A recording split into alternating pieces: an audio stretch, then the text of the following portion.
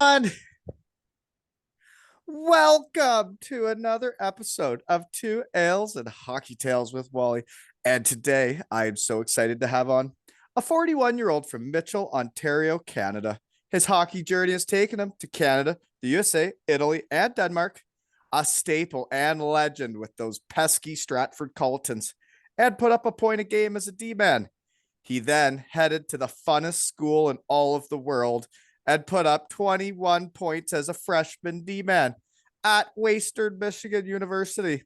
He was one of the best Ds in the CCHA all 4 years and became one of the team captains and taught me a lot about hockey, life, and fun. He then got into the pro ranks, dabbling in the U-Haul with the KZU K-Wings before spending the next 3 seasons working his way up the ladder and running a muck of the ECHL, where he was an all-rookie team member and later an all-star, and put up 43 points in 46 games 1 year with the Columbia Inferno, and pretty well became a full-time AHL guy at the end. He then headed to Italy and showed the league what's up, putting up 40 his last year. He then was going to dominate the Danish league with Aalborg until an injury ended his pro career. But he didn't let that stop him, folks, from running amok as he came home and dominated the local circuit, first with the Moncton Wildcats, and then became the captain and a champion with the Clinton Radars. And he won her 3 years in a row, probably because they paid their players. But he is also a fantastic poker player back in the day. Welcome to my shed, Mike Jarmuth. Thanks for having me, Wally. Hey, I thanks for don't think coming I on. deserve an introduction like that. I don't know. There's so many ways I can take an intro. I could have gone just the fun stuff, right? But I By wanted the to. way, I love how often you use running amok. I've Well, heard that so many times in your pods, and I love it. thank you. I do enjoy running amok, and I like to talk about it. Shoot. There's people with shirts that say running amok on them in the What people? like fans of the shed that go to hockey games with shirts that say running amok. Oh, really? Yeah. Yeah. You're a trendsetter. Well, what's interesting is when we just saw each other, how we know each other, when we saw each other after decades, you said to me, I never would have thought you would start that. You're not the guy, right? That you thought I would do this. Well, I didn't mean that in a bad way. I just didn't see you being the guy that would start something like this up. That's all. No, and I agree. And then I think about it like, geez, it wasn't until I was like done hockey. I really came out of my shell. They had me back to Cardiff for a Wally night. I got topless, spray painted for the whole crowd. I don't know where that came from, but now all of a sudden I don't care what people think. But there was a lot of long time where I was like nervous about things. Yeah, that's kind of why I didn't see you stepping into this role. So Yeah, and I was a freshie when you're a junior, and I looked up to you guys. You probably thought I was I was just toeing the line, right? Trying well, to. yeah, I in your introduction there, you said I taught you a lot about hockey and life and fun. It was most fun, but We learned a lot about fun at Western Michigan yeah. University. There's a lot of fun. How we know each other. You're actually one of my favorite college stories ever, but I don't even know. It's just so funny. We used to go bowling a lot, right, Jeremy? I love bowling. You were At good one at it. point, It's weird. It's a sport. It's kind of like golf now that like I can't take it that competitively because I know I suck at it. yeah, I don't get into it too much anymore, but whenever I do, I usually blow out my hip flexor or something. Like it's pretty tough on you when you're not used to using those muscles. But We were I had used to my it though, own weren't ball. we? I had my own ball and shoes in college, Yeah, you and did. I I read somewhere that you're supposed to bake the ball. So I used to put my ball in the oven before going, and I guess I don't know, gets the grease out of it, and then it grabs on the lane a little better. But Well, you were good, so maybe toasting it did work, right? it must Nothing get like getting something. toasted and going bowling for your ball and the But play. the key was it was connected to the Holiday Inn, Yep. and it was dollar dollar games and dollar drafts. Well, that was Thursdays, right? I think Wednesdays was 50-cent beers and $5 all you can bowl. You know? Oh, right. Yeah. Yeah, you had to pick. You could sometimes we went Wednesdays and Thursdays, folks. This was mainly the off season, right? We didn't, but we weren't bowlers during the season. This was when Western got us to stay for a spring semester, and then we decided to become pretty well amateur bowlers, right? Lot of beers were drank at that bowling alley. A lot of beers. So I'm assuming the bowling is leading into your favorite college story. Is Well, I that have a couple from that bowling alley. I have a couple of favorite stories. I do recall that we'd always try and win a ball out of the claw machine at the end of our nights, so then we could play with it while we waited for people to pick us up. But do you remember when you could call them bowling alley? Geez, I don't know what you call them. They were there having fun. They were competing, but there was a fella that was so good at bowling. He could bowl a perfect game with his right or left hand. Um, I and yeah. and we decided to gamble with them one game. Do you remember? We gambled I with some fellas that I usually wouldn't hang around with. I know exactly who you're talking about. I don't remember betting with like we bet against them. Oh yeah, because what happened was people were upset with me. The hockey fellas were upset with me because it came down to me, the last ball. And I ended somehow my last frame, like I remember this vividly because I didn't know what to do because I really wasn't very good, but I did get a spare. So then all I had to do was knock down a few more pins and we beat them, which was shocking. And I got really nervous at what would happen if we beat them. So I threw a gutter ball. Yeah, we I lost. don't know how you remember all those details. That's crazy. Because I was nervous about what would happen if we beat them on their home court, right? But I He also sucked. did he also did a trick where I remember he would stand at the lane Yes, I know what you're and saying. spin a ball Yeah. and it would go down the lane slow. And then was that for a spare, maybe? He would do it, yeah, to pick up spares. He would spin it at the end, like spin it, and then just Yeah. let it go. And it would go right down the lane. And then all of a sudden near the end, it would just curl over and hit the pin over. But I Right. think he threw another one as if it was a something. I think he would Oh, throw a regular one at yeah. the same time. He was he I was think I know how he did it. He would spin it. That one would be let go while it's spinning, and then he would throw like a ball, knock almost all of them down, and then the ball that was already spinning down the lane would then knock would finish off the spare. he was something else. He was.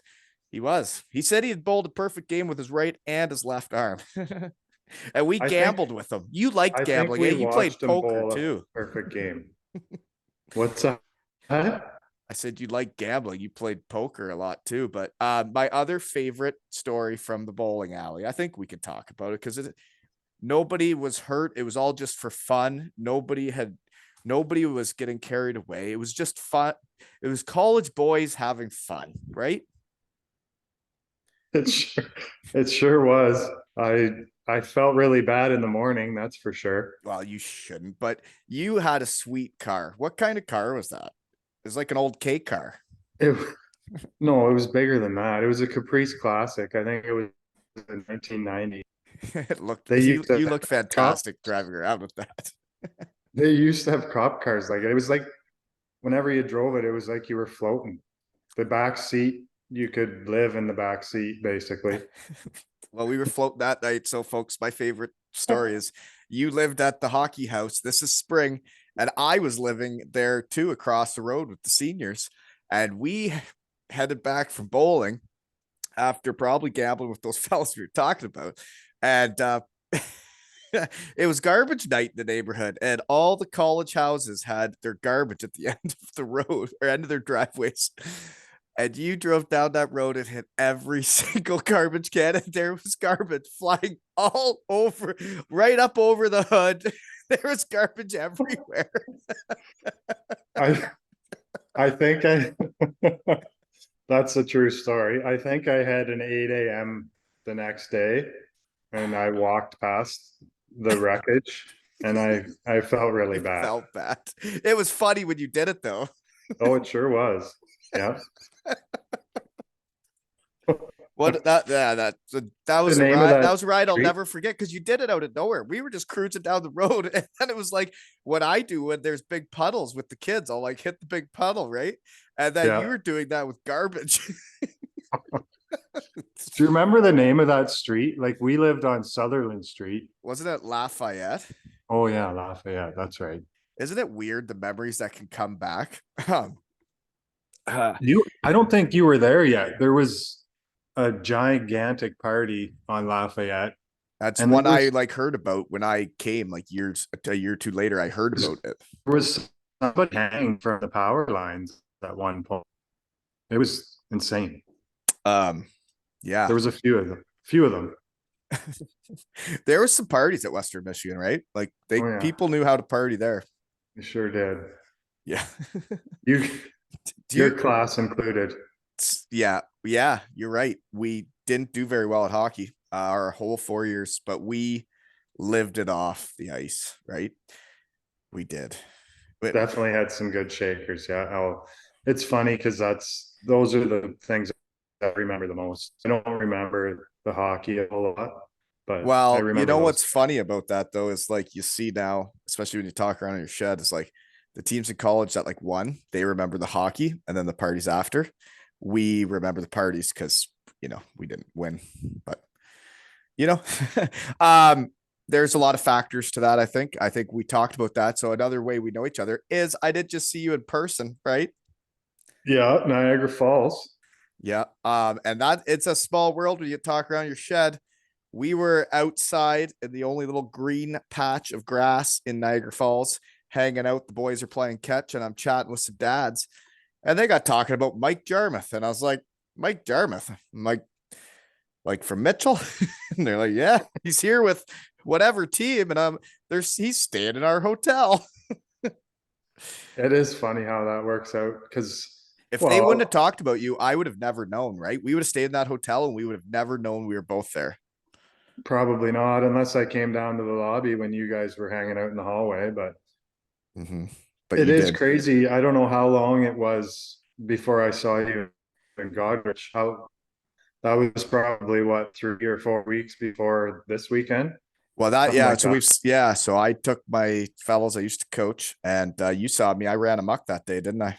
Dominant performance. You were dominant when you had your conditioning, but I could tell you were fading. Oh, I was fading hard. Conditioning is still an issue, Mike. It always has been.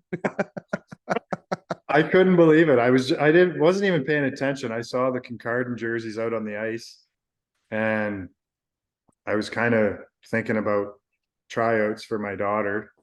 And then I see the Cardiff jersey out there. I'm like, what's going on? And obviously saw you. So then that's when I came over and said hi and It's had it's a big it's talk. pretty neat when shed guys just pop out of nowhere when you're just playing with your little fellows, and Kincard's a pretty small area. You don't see many of your shed guys around anymore.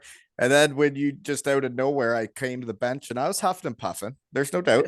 And Yeah, you're you like, were. Wally, and I turn around, see you. It just warms your heart. But that was a fun day to get on the ice, and I have to go over and play hockey next weekend. That's why I did that.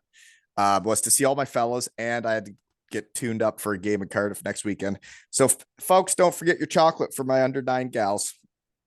You Right? haven't you haven't done the Wally thing yet?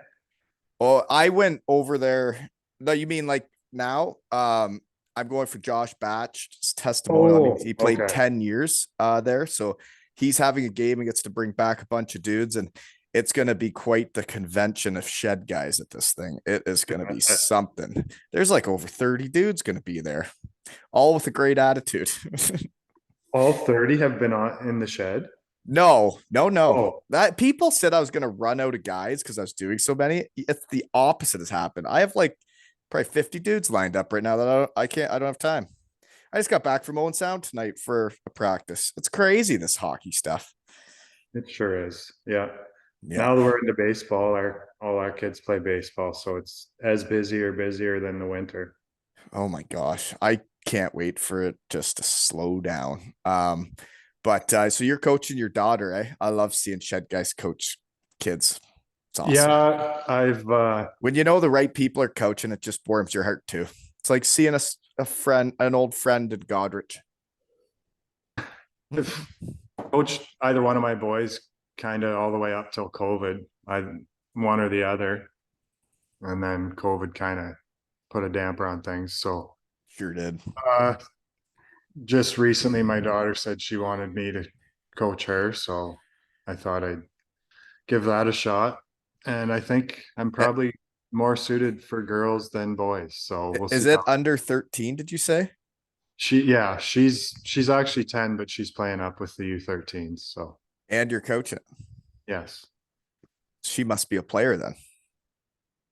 Uh yeah, she's pretty good. She'll be, I would say, top 3 or 4 on that team, somewhere around there. And she'll be playing with some kids a couple of years older than her. Yeah. Mhm. Yeah, it'll be interesting. I'm looking forward to it. So I just got finished coaching gals this year. It was my first time, and it was under 9 house league gals, and it was one of my favorite hockey seasons I've ever had. I had an awesome time, and now we got a bunch of gals around town. They're my buddies, you know. yeah, that is the best when it's, I don't When know, when they're you hands on and you see them around town in the grocery store, or like they come up and give you a hug or something. That's pretty yeah, neat. yeah, Yeah. that's cool. So I do remember the last time I saw you before Godrich. It was okay. You ready for this? I remember when I see my heroes. My knee was too bad. I'd moved to this town. I was getting to know the Ripley Wolves and Oh was yeah. helping be an assistant coach with the Ripley Wolves. And we went to play Clinton and then I found out you played there and I got them to get you out of the room so I could say hi to you. I do remember that. I apologize for not remembering that. Oh, well, maybe it didn't mean as much to you, you know? So that would have been like 2015 or somewhere So in it there. was, yeah, it would have been about 2016, 17, because the first year I came back, my knee was way too bad to play. Yeah. And I needed a reason to try and get skinnier. Uh so I tried to get in good enough shape I could play the playoffs. So yeah, it was the year I coached, you played, but we never did play against each other. But that Clinton No. team, what a joke. Like you guys won every year. And I like competing, but sometimes when the cards are stacked against you, like you guys had like 3 or 4 Western Michigan players, and you had all these guys. I would play the other teams, and you could like go through people.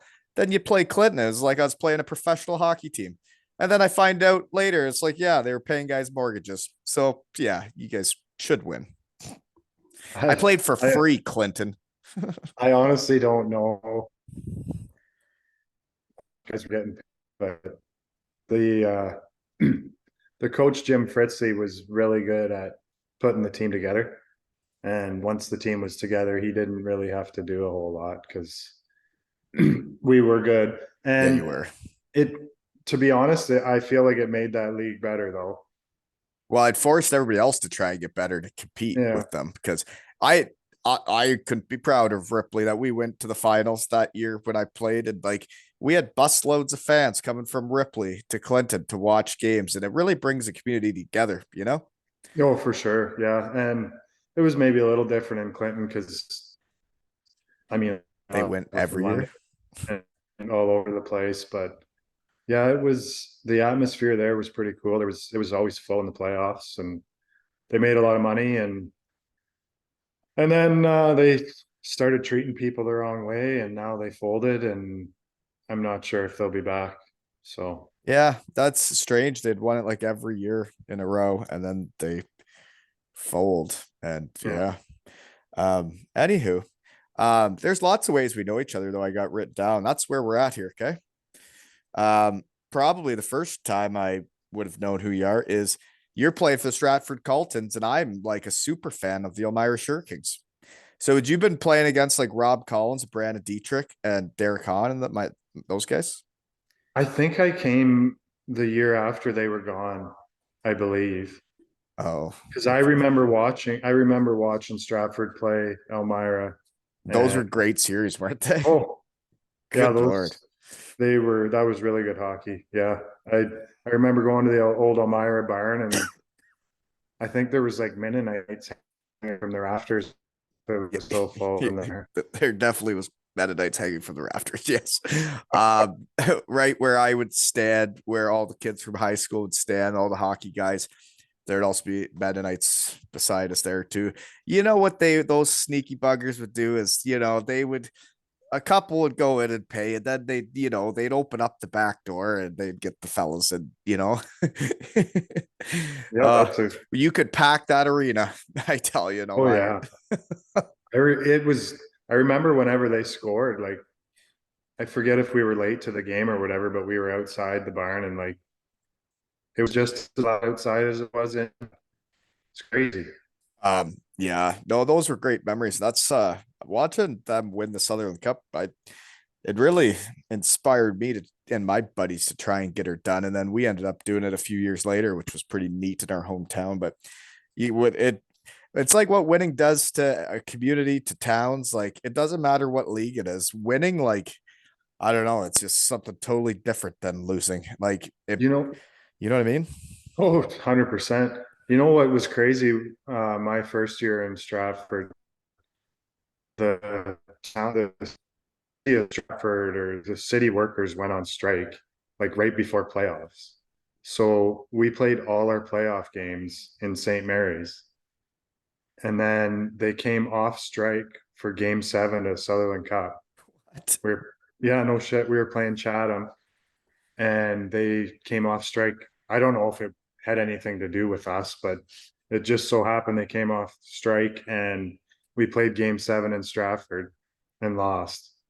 After playing the whole playoffs in a different barn. Yeah. That's weird. That would have Brent been weird. Rumble on that team. Brent Rumble would have been on Chatham. He's a Yeah. dandy too, isn't he?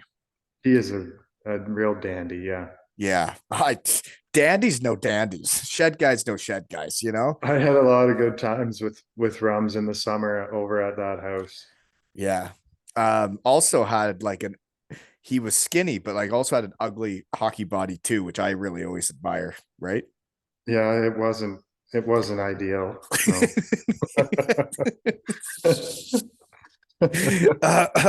But yeah, so then you play for Stratford. That's right around when I'm watching too. But then, then I do play for Elmira, and I go to Western Michigan University on a recruiting trip or official visit, and I head to the Burnhams. But you guys play Michigan, and I went and met you and Paul Davies and all the fellas in the Burnhams, right? Soupy, you remember that? I do remember that. Yeah,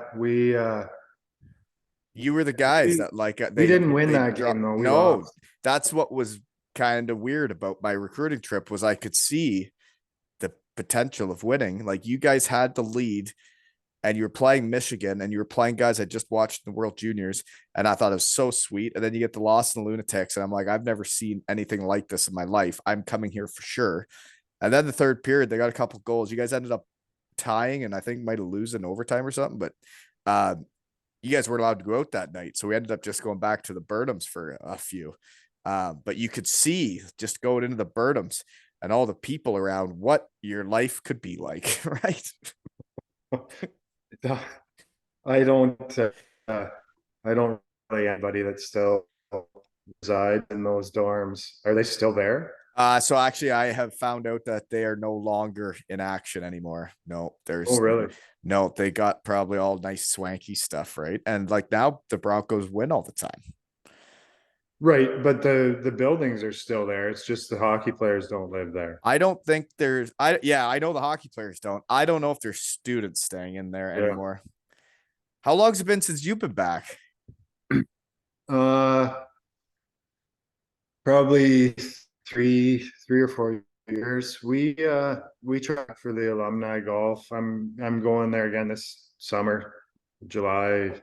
I forget the date now, but I have not been able to make it. I haven't been there. And I feel bad. I should be going, but I can't. I don't have time yet. yeah, I don't know. We've kind of made it work somehow. Like Davies is in Toronto, so he basically comes by my house on the way to Kalamazoo. And then Yammer is in Grand Rapids. So he's right there. So I haven't seen Yammer in a long time. I remember when I went Yeah, over that to his guy. place after he was done playing with us, like, and we went. I don't know what we were doing. We'd been golfing or something. Went back to his apartment. He had built a computer, like built it, like from scratch. Yeah. He built a computer, and I was just so confused to how a person I played hockey with knew how to do that. Well, he was Asian, Yes, so that probably had something to do with it. yes. He's pretty smart.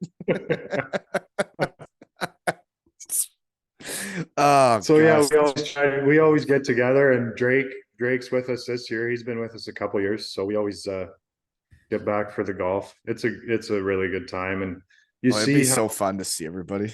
you see how much better it is there now too. Like Yeah. it's night and day compared to when we were there. I was that I always thought Western Michigan though had everything you needed to be like a powerhouse school. Yeah. I loved it. It was so home for me the day I set foot there. I just wish we would have been better. I wish they would have and this may be mean to say, I wish they would have recruited better players too. And I wish they would have coached better. And I wish I would have known more about defensive hockey and D zone play the professional way than what we did. I tried to play man on man when I went to pro. Apparently you don't do that in the AHL. You don't play man on man. You actually You don't chase know, Andy Delmore around the D zone your first practice. And yeah. you So knew a lot about the left wing lock too. anywho. Yeah. It I thought you could be really good at Western Michigan. I thought they have, and now they have teams that I think they're fulfilling the potential now, right? And you see where these guys are going now. They're finishing their season and they're going to the NHL, the AHL. There's a like this season they had like 6 or 7 dudes sign places, It's odd if they're not signing contracts now, it seems. right? And like I did quite well, and like people had said they hadn't seen me play to my agent, so I know it is weird. I think I was ranked 70 something in North America my freshman year, and that was it. Didn't get drafted or anything. So yeah, it probably had something to do with us taking a shit at Christmas time, but every season. well, and every season, yeah. Yeah, but that's the timetable is interesting because when I went there was when I broke my thumb, like just after Christmas, whatever. You guys were like ranked top 10 in the country, and I go to this. It was the most electric place I've ever seen, and you guys had the like top scorer in NCAA, Mike Bishai, and you had little David Gove that reminded me of me because he was a little skilled dude. And then you see you guys competing against the University of Michigan. I'm like, oh, I love this. Like the underdogs against those guys. Like, yeah, what a spot. Yeah, What a we couldn't put it together on the road quite as well. no, we were really good at playing at home, and we knew that we could go out after if we went at home, right? It is crazy. Like every game we played Michigan or Michigan State at home was a good tight game. And then we And go there and just get the just get wheels shit beat off. kicked. Yeah, that Michigan song was so annoying when they'd be throttling us, and they'd score again, and they'd start singing that goddamn song. Well, Erica, my wife she was at one of the games in Michigan. That's how long we've been together. And the students are chanting ugly girlfriend and all that and like throwing gum at them and stuff. It was something else. But Um, yeah, I'll never forget that one game. I think it was like 10-1 we lost. Maybe. yeah, there's some ugly ones there. There most definitely was some ugly ones. I I think do know Jeff I probably played the worst hockey game I ever played when it mattered in that arena.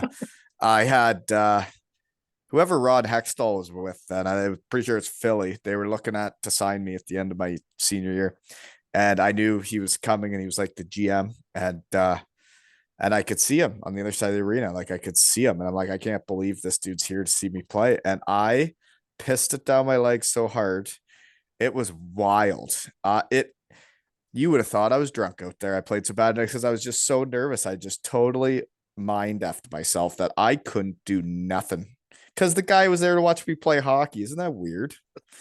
Colhane must not have had a good pregame speech that game. I don't know. Yeah, we could get pretty wound. It was interesting when we played different schools, right? You play Michigan, which is not far away, and we'd like be going the night before, doing everything totally different, and then you play a different team, and it was just a normal game, and it Oh was yeah. we'd really freak out against some of the teams. But Speaking of the Broncos too, I've been keeping up with them, don't we especially all? lately. Um, my buddy just down the road, his nephew played for them, Ty Glover, and he's a kind of a big power forward. Oh, Now nice. now he's in Wilkes-Barre, so And he's it, from Mitchell, he's actually from Dorchester. really? Yeah, his dad played a bunch of pro too, but it's just cool to have guys that local Yeah. moving on and stuff. So Well, it is. It's nice to see this. You'll know about this. Like we play Mitchell, in our hockey, right? And it's nice to yeah, see kids go places from these small towns and do sure is. Yeah, stuff, right? yeah. Now that I just realized, my kid's best moment of the hockey season this year was against Mitchell. One of them, I guess he had some good ones, but we were tied 0-0 in a tournament in a must-win game, and there's 5 seconds left. They gave him a penalty shot. Someone put their hand on the puck in the crease. And he thought they figured without the math that they had to win the game to move on. And he went in with 5 seconds left in the game and buried it to like move on. It was a pretty wild moment. That's that's U11. Yeah, U11. He's getting a penalty shot with 5 seconds left in a must-win game. It was pretty nerve-wracking as a parent. That's pretty cool. Yeah, so that was against Mitchell. It's a small world, you know. There's a lot of Anyways, Concard and Mitchell battles. there are played them in the playoffs this year. Okay, we better keep going. We could be here all night, eh? We might be. Yeah, thought we were gonna be in the lobby even longer too. That was a tiring That's day why I brought Sunday. this. Well, Sunday I had to drive all the way home, after we blew it in the finals. Was that the finals? I thought you guys lost in the semis. No, we lost in the final. We tied it up Oh, with a minute and a half left, and then they scored like 10 seconds later. Like, wasn't you? It was a. Did they get an empty netter? I yeah, thought it was a that they two-goal got, spread. yeah, they did get an empty netter even after that. There was like 3 goals in the last minute and a Yeah, half. Yeah, wild times. How did you guys do? Did you win? we lost in the semis. Mm. Losing 6-1. sucks, eh? It does suck. Yeah. What are you gonna do, eh? Okay. Another ways we know each other then. Man, there's a lot here. But your class was the class, right? Like you guys had a great class of hockey players.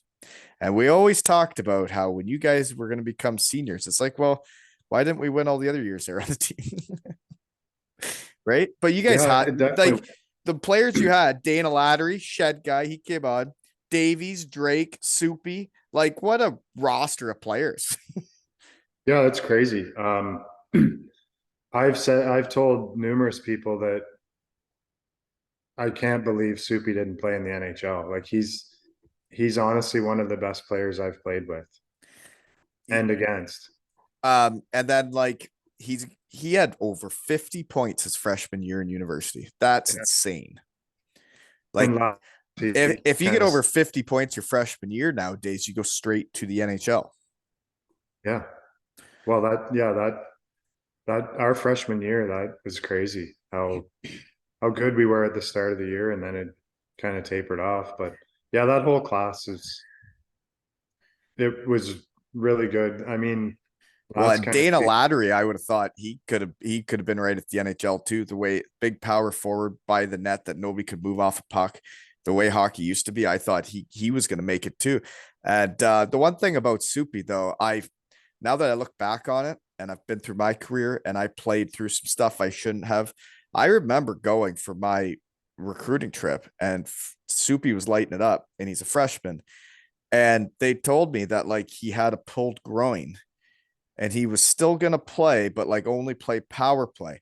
And I do believe he did that quite a bit during his Western Michigan career, that he was not 100%. He didn't let himself get healthy. They didn't let him get healthy. And he would play through stuff that he then wasn't playing at 100% like for like a while. And I think if he would have just let himself get better and play the full game instead of like just play power play, like that's, He was one of the best reverse hitters I've ever seen too, especially for a small guy. Like, Oh, he was a sneaky bugger out there too, though, right? Because you'd never really notice him, and then all of a sudden, yeah, he would just, there'd be guys that had 40 pounds on him coming in and he would just make them look stupid. yeah. Yeah, he was good. Like you said, that whole class, it was something else. And we were all pretty good league, I would say.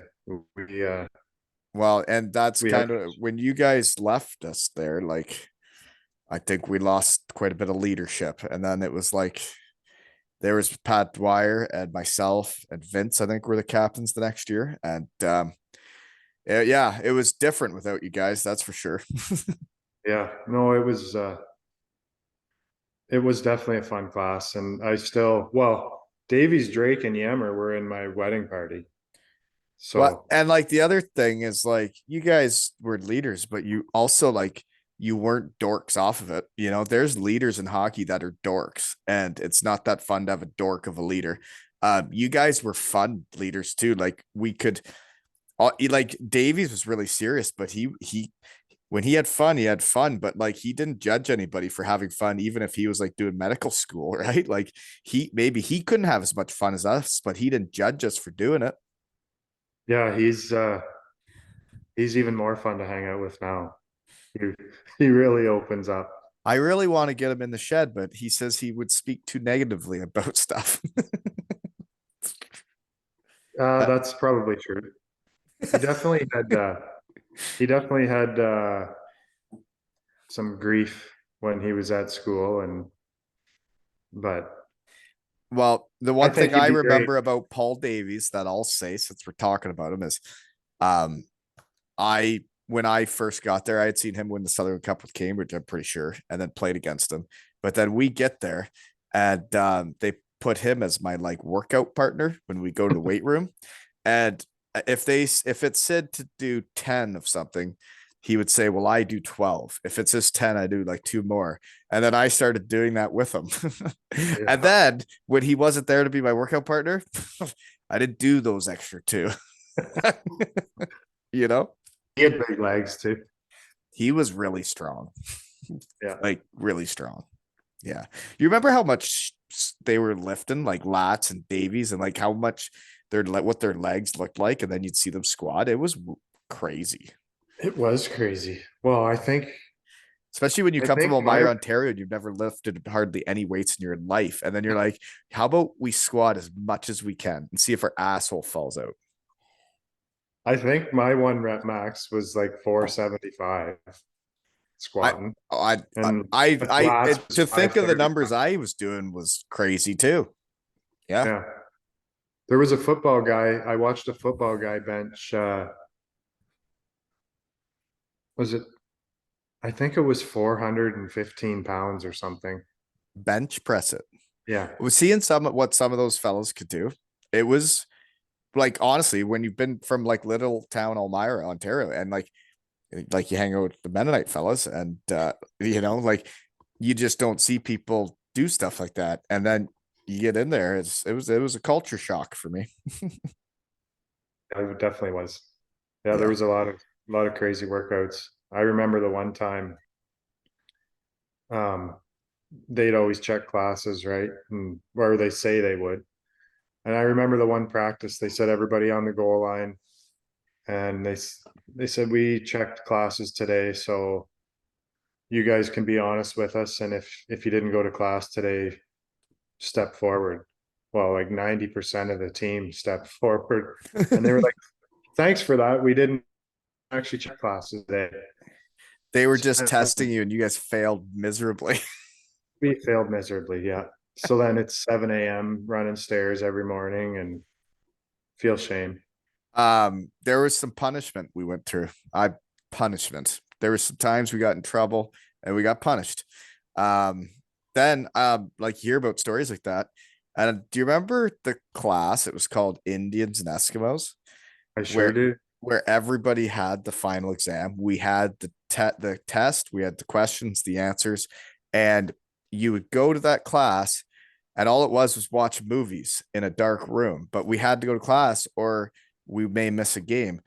me, Stretch, and Yance would go there, and the teacher would put on the film, and we literally go to the back of the class, like the top of the auditorium, and like put our backpacks down and like lay on the floor and go to sleep. And That's good. the teacher would be standing, like his feet would be beside my head while I'm sleeping on the floor of the class. That's better than we did. I think I went for the first couple classes and didn't go anymore. Really? I don't know how Well, I got a yeah, we had every test. so I was always too scared to miss a game that I went to every class. I wonder what it's called now because I don't think it would be called You Indians would, in Eskimo. I'm pretty sure they've changed the name of the class now. I don't think that's allowed anymore. Yeah. Yeah, life's changed. You know what's weird though, right? When we were talking about your poster pics, as you said, I hardly have a picture of me playing hockey. It's like if we would have played the hockey we did nowadays, there would be so many photos of us on the internet and stuff that I could find. But like when we played together and when we played pro for most of my career, there's nothing out there. I can't find I know. anything from some years, Yeah, it was crazy. Like, I mean, my mom has a bunch of stuff, but but it's in a photo album, yeah, a exactly. scrapbook. There's there's actually one picture if you Google my name. It's from a bar in Italy. The one night. Really? I have no idea who took the picture, but it's just me with a stupid grin on my face. And somehow that's a hit on Google. Uh, no, but it's neat. I'm happy we went to school when phones weren't phones like they are now. Like I'm happy. So Lats brought this story up because you had me on, or I met you guys on my recruiting trip to Western Michigan, but then I became the guy that they'd give players to show around. Do you remember the time I was at your house and there was a big rainstorm and I I had a remember parts of that night. I listened to that episode of Flats and I do remember that. to think of like if phones were a thing like they are now, doing something like that, there's like I would have been that yeah, you couldn't do that. Especially on a recruiting trip. Right? With like a kid that's like 17, 18, and I'm just naked sliding through mud puddles. There's That doesn't make any so many instances that would be like that with yeah. that's what I tell my kids now. It's like my oldest is going to parties now and like everything's on video. Yeah.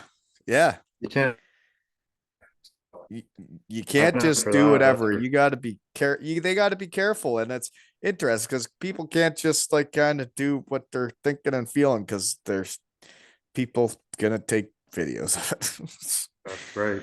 Like when we were at Western Michigan, we'd get pretty well totaled sometimes, and it's like if people would take videos of us stumbling around after the bars and stuff, it's like, well, I don't, I don't know, but I'm hoping the Broncos still get to have fun, right? They definitely do, but I feel like it was a little worse. We kind of wanted to let loose a little more on Saturday nights because we It went so hard during the week, right? Like Yeah, I think there could have been a better balance of like not such chaos, so that we really needed to really do our Saturday nights because we would yeah, be so pissed off, angry about everything we had done, and we'd not got to relax, do whatever. And it's like, well, we gotta, if we only got one night, we got to do her, right? that's exactly right. Yeah. Yeah. I mean, a good coach would recognize that and say, "Hey, fellas, it's time for a day off." Right? Yeah, yeah, But yeah. And I don't like saying bad things, but I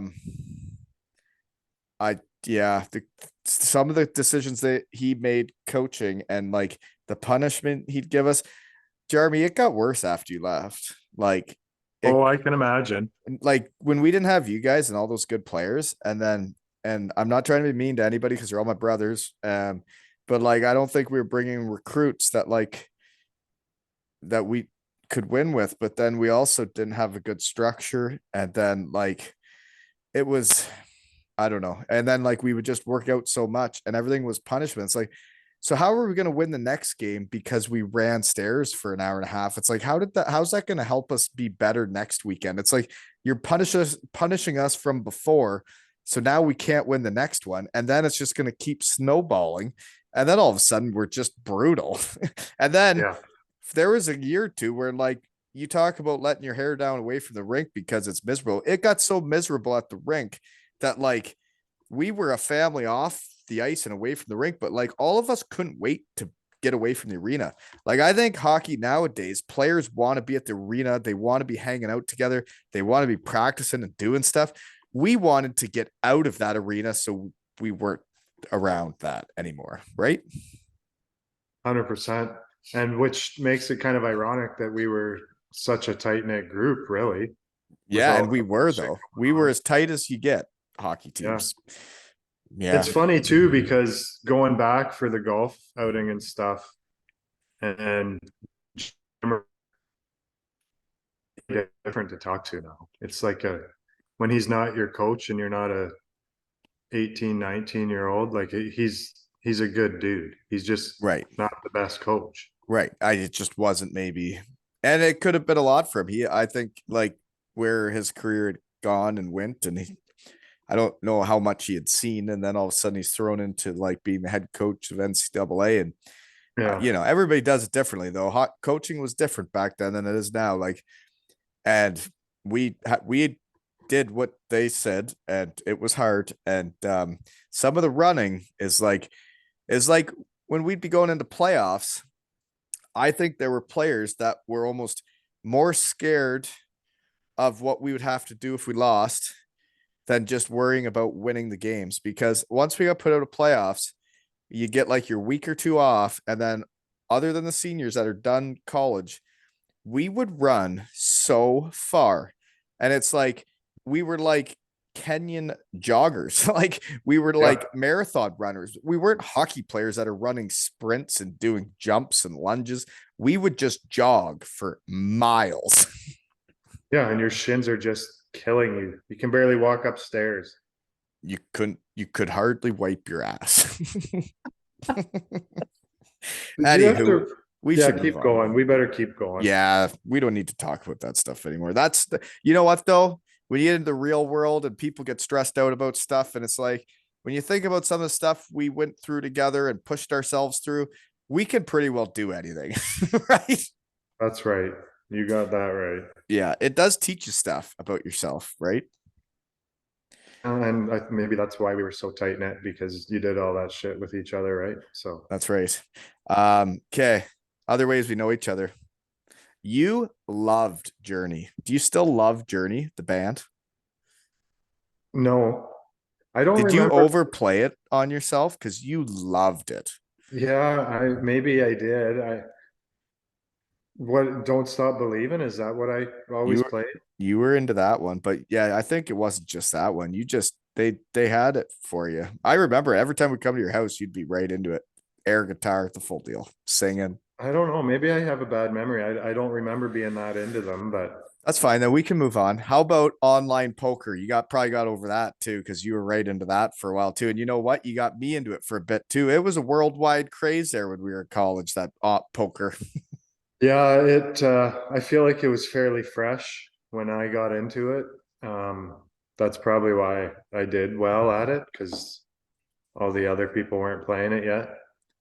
But yeah, I spent a lot of time at Yammer's place playing poker, and I wish I would have got into like some uh real life tournaments at casinos and stuff, but never really got into much of that. I think that could be fun, right? I did Competing win a into. jackpot once, though. I remember hearing the story the next day at practice that you had went into some tournament with like 1,000 something people, and you'd only put in $5.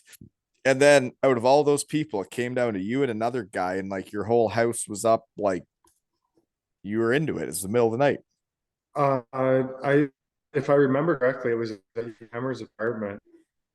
I started the tournament at 4 o'clock, just before dinner, and there was like 2,500 players. I paid $5 to get in, and I ended up winning it at 3:30 in the morning, I think. You played for like Uh, 12 hours. yeah, it was 30. I think I won $3,300 and it was all gone the next week. Yeah, I know what you're. Yeah, well, it was you're at Western. You're or what's it gambling? Did you gamble it away or did you party it away? No, it was just drinks kind of thing. And Yeah, it didn't take long to get rid of it. I remember how excited you were, and you were like, "Let's let." So we haven't even brought it up yet. The tap room. We probably went to the tap room. What a spot! Like when college hockey players can go to a bar. If you think about like the old school movies where I don't know if this stuff still happens in college hockey, where they can go to a place and just run amok, just do whatever they want. We were getting free drinks. We were doing, we skip the line, free drinks, do what you want, right? Yeah, I would never, I don't think I will ever find a bar that I felt so, At I home. don't want to say, I don't want to say wanted or anything, but yeah, at home, basically. Yeah. We didn't, You were wanted there too, though. You had the girlfriend at home, but I don't think you realized how good looking you were in college. There'd be times you loved that touchscreen game. You loved it. You'd be sitting there, you'd be pretty well about ready to pass out trying to figure out what's different between the two screens. And I just remember it because us freshmen were out there, before I met my wife the same time. We're trying to get people to notice and like we're chatting with people. And everybody just wanted to know who the drunk guy was at the touch screen. I guess that was the antisocial side coming out of me. I'd rather just sit and play naked photo hunt than talk to That's what it people. was. Naked. They were naked. And we'd have to figure out like if that one was showing a nipple and the other one wasn't. But Yeah, I would sit there and play that game with you for hours too. It was really fun. there was that one, and I played the I forget the name. It was cat. It was cards, and you had to, if you got a two, you had to pick the three or four or ace and clear them all off the screen. I played that one quite often too, but Well, I remember the touch I screen. thought And it there was more spent at the tap room, and I enjoyed every minute of it. every time I went to the tap room, it's like you said, you're right there. And I've never felt so, I don't know what the word is, at home, alive. Like when you're a hockey guy and you feel important and wanted, and like you walk up to a line and you skip a line that people are waiting an hour to get into a place. And then they're like, don't worry about buying drinks. Here you go. Here you go. And you're just like, this is as hockey as it gets. Yeah, almost yeah. That's how I picture heaven to be. Yeah, it was something. It really, Were really you was. were you part of the when Canada won gold when we were watching the game at Kuz's place? Were you was what year was that? Do you remember that? So it wouldn't be with me because I have a different story of Canada playing and getting put out. And so we were supposed to have a team workout and a game went into like overtime. And we're college hockey players and like Team Canada's going in overtime in the Olympics. And we were 5 minutes late for the workout, but we did it as a team. We all came late and we all watched the end together. And then we got in so much trouble, man. Ran so far and jumped so far because we watched the last 5 minutes. It was like, why do you just support us in our decision? That's funny you say that because I remember us doing that for Mike Weir when he won the Masters. I think I was part of that one. Yeah. When he won the Masters and we went to that, like the thing it with was all the sports, right? it was an awards banquet or something, right? Yeah. We all showed up late because we wanted to watch the Him. home guy win the Yeah. Masters and We got in shit trouble about for that one too. big trouble. Yeah. Uh-huh. What are you drinking? Me?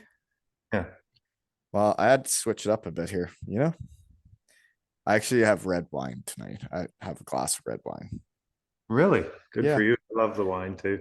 Yeah. I got a hockey game next week. I can't get too bloated. It's a good point. Are you working out before the game? Yeah, I told people I'm gonna ride the stationary bike for at least 20 minutes before I get there at some point in the next Sounds about week. right. Yeah. That's all I'll need, right? It's all about how bad you want it. My team will win. How's your knee gonna be for that? Oh, it's gonna be carrying too much weight and it doesn't work right. So I'll probably have to get on a foam roller and stuff beforehand to make.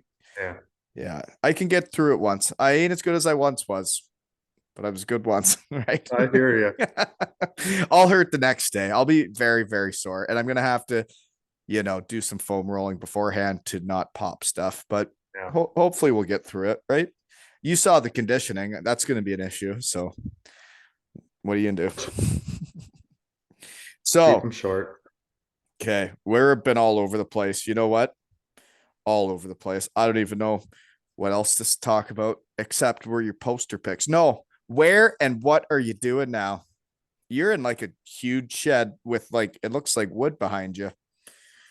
Yeah, that's for we have a wood stove in here, and we're actually having people over this weekend. Big bunch of trailers coming to our place, so that's why I have I don't that big cable there is connected to a panel, and we pull it aside, and all the trailers plug in and have a great time. We've done it for the last 3 or 4 May 2 4s, so looking forward to How that. and these are friends from where-ish? Just life, just or from your area. Mostly the area, Mitchell. Um, so we have a place in Mitchell. We don't live there anymore. We just rent it out. So we're just outside of Staffa, which is a 12-minute drive from Mitchell. Okay. And, we live on the same property that we make butter on. Yeah, So so wow butter, eh? I had heard about wow butter, and then someone told me like that was you. So you've yeah, been doing that for a while now, and that's to get away from peanuts, right? You're doing with soybeans. yeah, that was the initial goal, was to make it taste and look the same as peanut butter without nuts. Now we're actually trying to get away from that and kind of make it a standalone product a little bit. So, but yeah, the school business it's definitely a big chunk of our business. So Well, because I it's do know just some kids around this area that like literally can't be around any peanuts, and I always found it interesting with your stuff because like when you scoop her out, like it does look like peanut butter. So it's like if a kid takes that to school, like geez, they like people know then, right, that it's not peanuts. well, we have, if they make a sandwich with wild butter and they put it in a container, we have our label peels off and there's stickers underneath that say that it's 100% peanut free. So people know that, yeah. So the teachers know, everybody should know, but enough for some boards, they still ban it because it creates confusion. But they wanted us to color the product, but it just doesn't make sense for us. So Yeah. it's one of those things. So how much are you producing? Because it's in like a bunch of grocery stores. How far are we talking? Where are all you at? So it's all over. Canada and US, obviously the most. The US is a big chunk of our market, but we do ship it to the UK and Hong Kong, Dubai. Really? Um, yeah, it is fairly widespread. So we do, it's not like we make it every single day, but on days that we make it, we make about 33,000 jars a day. So we're There. fairly So you have automated. like some big machine that it's just putting it into the jars. Yeah, our process is mostly automation. We just load the empty packaging materials and ingredients in. So And then they just spit it out looking like wow butter. yeah, pretty much. That's cool. So you My said that the thing I sent today that got me all juiced up when I said how excited I was, and you were out farming a field. So I believe that's called tilling it. Were you tilling it today? No, we were planting. Oh, really? That's a no-till planter. So we were planting soybeans. Oh, so you just drive through once and it tills and plants are all at once? Well, it doesn't really till. It's just the discs that are sticking in the ground, and that's where the soybean seed falls into the ground. So then we're taking the soybean and that's getting mixed up with some stuff. And then we got wow butter. You got it. Yeah, How'd we you read come up about, with this? I don't know, it was a long process. We used to do oats here, and then it kind of switched over to wanting to do something else, and Wow Butter is where we went to. So Pretty creative though, right? Like, yeah, that's I couldn't believe you're the Wow Butter guy when I heard about yeah, it. my wife's oldest brother is uh he's so he does a lot of the stuff over there as far as automation and programming and all that stuff. So Pretty smart cookie. he is very smart. Yeah. Mhm. Okay. Poster pics is a picture of all the trailers in your yard. So that's what you got coming up this weekend. Yeah, we our family's pretty big campers, so I thought I'd throw that in But there. this We is glamping, right? This is like the big, you got a stove, you got fridges. We like, Yeah, it's it's not not camping like what we used to call camping. it is definitely not or we would not be campers if we were in a tent or something like that. So Mhm. I yeah, wouldn't, you can't really call it camping. but it's like having a cottage on wheels, right? It is, yeah. But we enjoy it. We've got a lot of use out of our trailer, and the Probably kids with the baseball too, then, eh? You take it to the baseball a tourneys lot then. of baseball tournaments. Yeah, it's fun. You get to hang. I love having campfires. I don't know. I I don't know if enjoy we them. got into too many fires at school, but We should have got into more. I could see you being a fire guy. Yeah. love the fires. Yeah. Yeah. I So I we'll have the I fire know a going. fire guy when I see one. You'd be a fire guy. Yeah. And my brother's a firefighter, so he's always there if it gets out of hand. Well, I bet you yours get out of hand though, especially this weekend. It'll be big, Yeah. and we'll probably try to jump through it too. Really? So I have a story about a guy trying to jump through one around here. Was like a dad. There's kids around. He Oh thought boy. he thought he was athletic. He tried to do a front handspring over a fire, but it was on the beach. So he didn't realize how much the sand was going to impact his vault off the hands. And he, like, this was a big fire too. We were cleaning up the beach for the year. And well, he did not spring with his hands to get over. And well, geez, he burnt his arm quite badly in front of some children. He had to You dunk weren't right in there, the were lake. you? I I no, I just heard about it, but it was with all the neighborhood friends we have here. I wouldn't do That's anything like not that. good. Yeah. But he just dunked her in the lake there and that helped out a bit. So don't be jumping over the fire. I Yeah, know you taught me a lot about fun, but don't be jumping over the fire. yeah, Okay. probably should be. I now that instead of Be looking at my a notes, role I'm just model. gonna think about what comes up though, is when we're talking about doing stuff like that. Other way we know each other, senior trips. That tubing trip, my freshman year, when Coos planned it, and we went tubing for the day. What a day that was, eh? That was one of my most vivid memories of University. university. Me too. That was my freshman year. Eyes wide Yeah, I open, love that trip. That really brought the boys together. didn't it? I don't know if you remember we got an old stovepipe from somewhere and stuck it in the fire, and we had cans of beans, like unopened cans of baked beans. Yeah. Do you remember that? And we I, put them down we put the stovepipe in the fire and dropped the baked beans and then down the shot them. and it we woke up in the morning and there was beans all over everybody's vehicles. Like it went everywhere. Um, I just remember floating down the river and so folks that are listening, we'd have what there had to have been 15, 20 tubes. And then there was like a little boat with a keg on it, right? And we all floated down a river together and just got in one We were for hours. I would say most of us were really drunk by like 11 a.m. Yeah. Yeah. And then we kept going all day. And then we became a team, right? Yeah, no, that was great. I'll never forget that trip.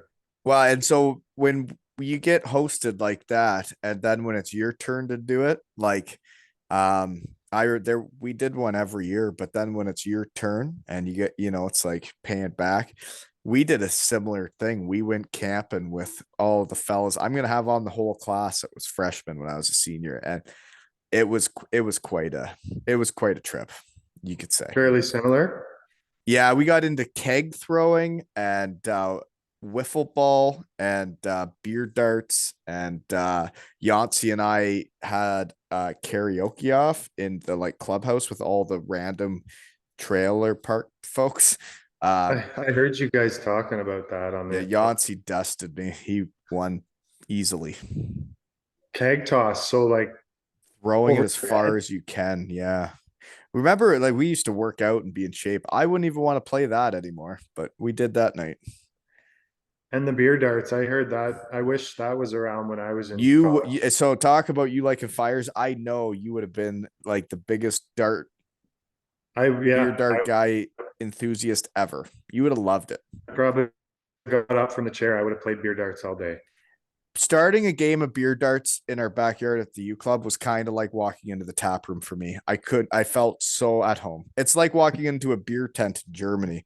I feel so like Wally when I'm starting a beer dart game with a bunch of fellas, you know? Yeah. Yeah, what a time. Haven't played enough, but I guess beer's too expensive now, especially in Canada. You couldn't play beer darts in Canada. You waste too No, much that beer. yeah. There's no natural. Well, I forget what we always drank. Natty light, right? That stuff you can play beer Yeah. darts with. Yeah. Okay. Next poster pick, I actually hardly want to talk about, but so when you won with Clinton and you're on the ice with your three children, when I got back and played, like all I wanted to do was like my kids go to school in Ripley. I was playing for Ripley. All I wanted to do was like win and like take the trophy to their school. And like I just wanted to win for their community and everything. And then I saw you did that with Clinton, the team we lost to in the finals. So cool. Way to go. You did it, right? Yeah, that was pretty fun. Truth be told, that's the first championship I had ever won.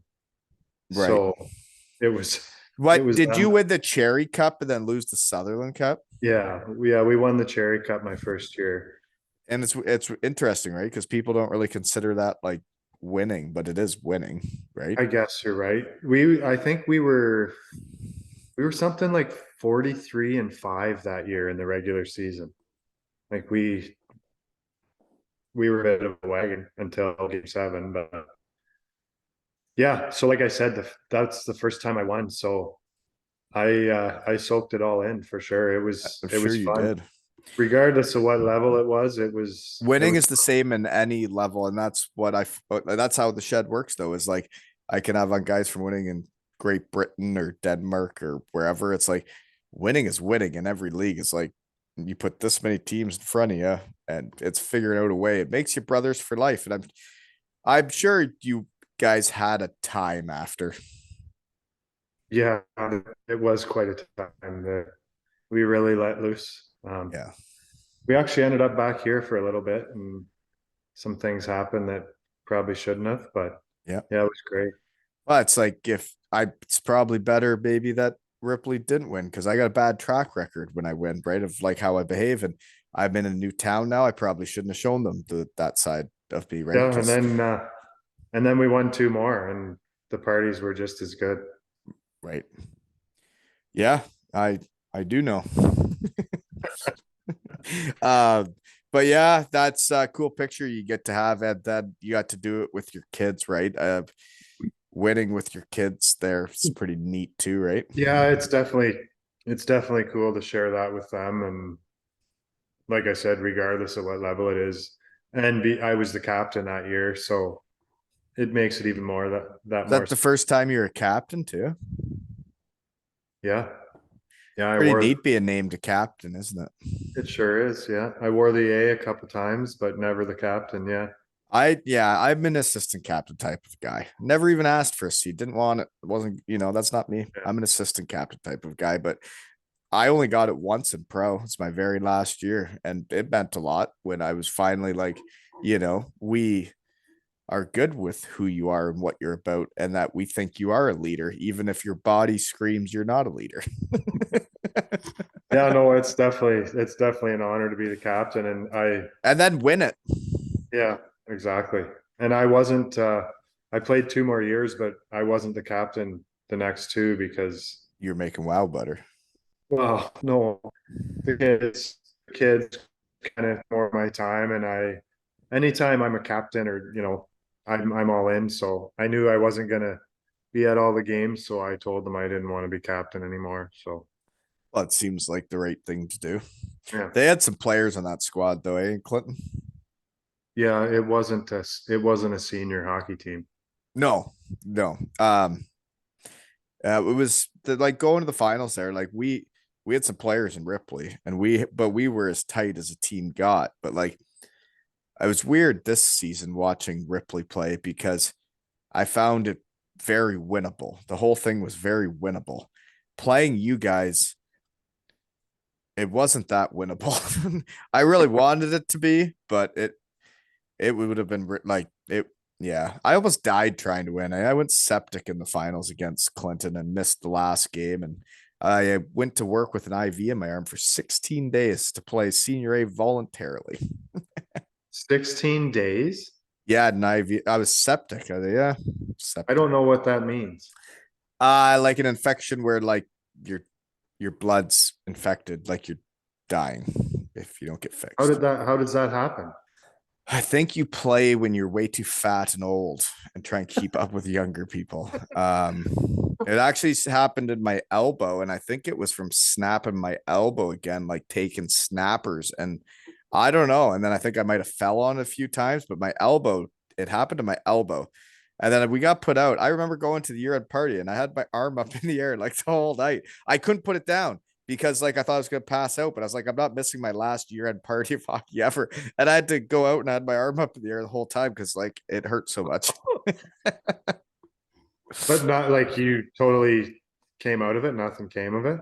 So yeah, it took a while for them to figure out what was wrong with it because they thought it was like a bruise or this or that. So it wasn't for like a week after that they realized I was actually septic because I kept going back to the hospital going, something is wrong. Like I'm in so much pain, blah, blah, blah. So they'd give me an IV for a day and then they'd send me on my way and I'd feel better. And then the same thing would happen the next day. So then eventually a doctor's like, well, did they pull the stuff out of your elbow? What's in there? And I'm like, I don't know. I just keep coming back because I feel like I'm dying. And then he's That's like, well, crazy. why don't we see what's in your elbow? And I'm like, that sounds like a great idea. And he's like, you're septic. I'm like, what does that mean? And then I found out. So, and then you only get so many vacation days in the real world, right? So just like hockey, I gutted it out. They put an IV in my arm where I got to like do it myself because I had to do it for so long. And I just go to work with an IV in my arm. Jeepers. And you're just high fiving everybody at work.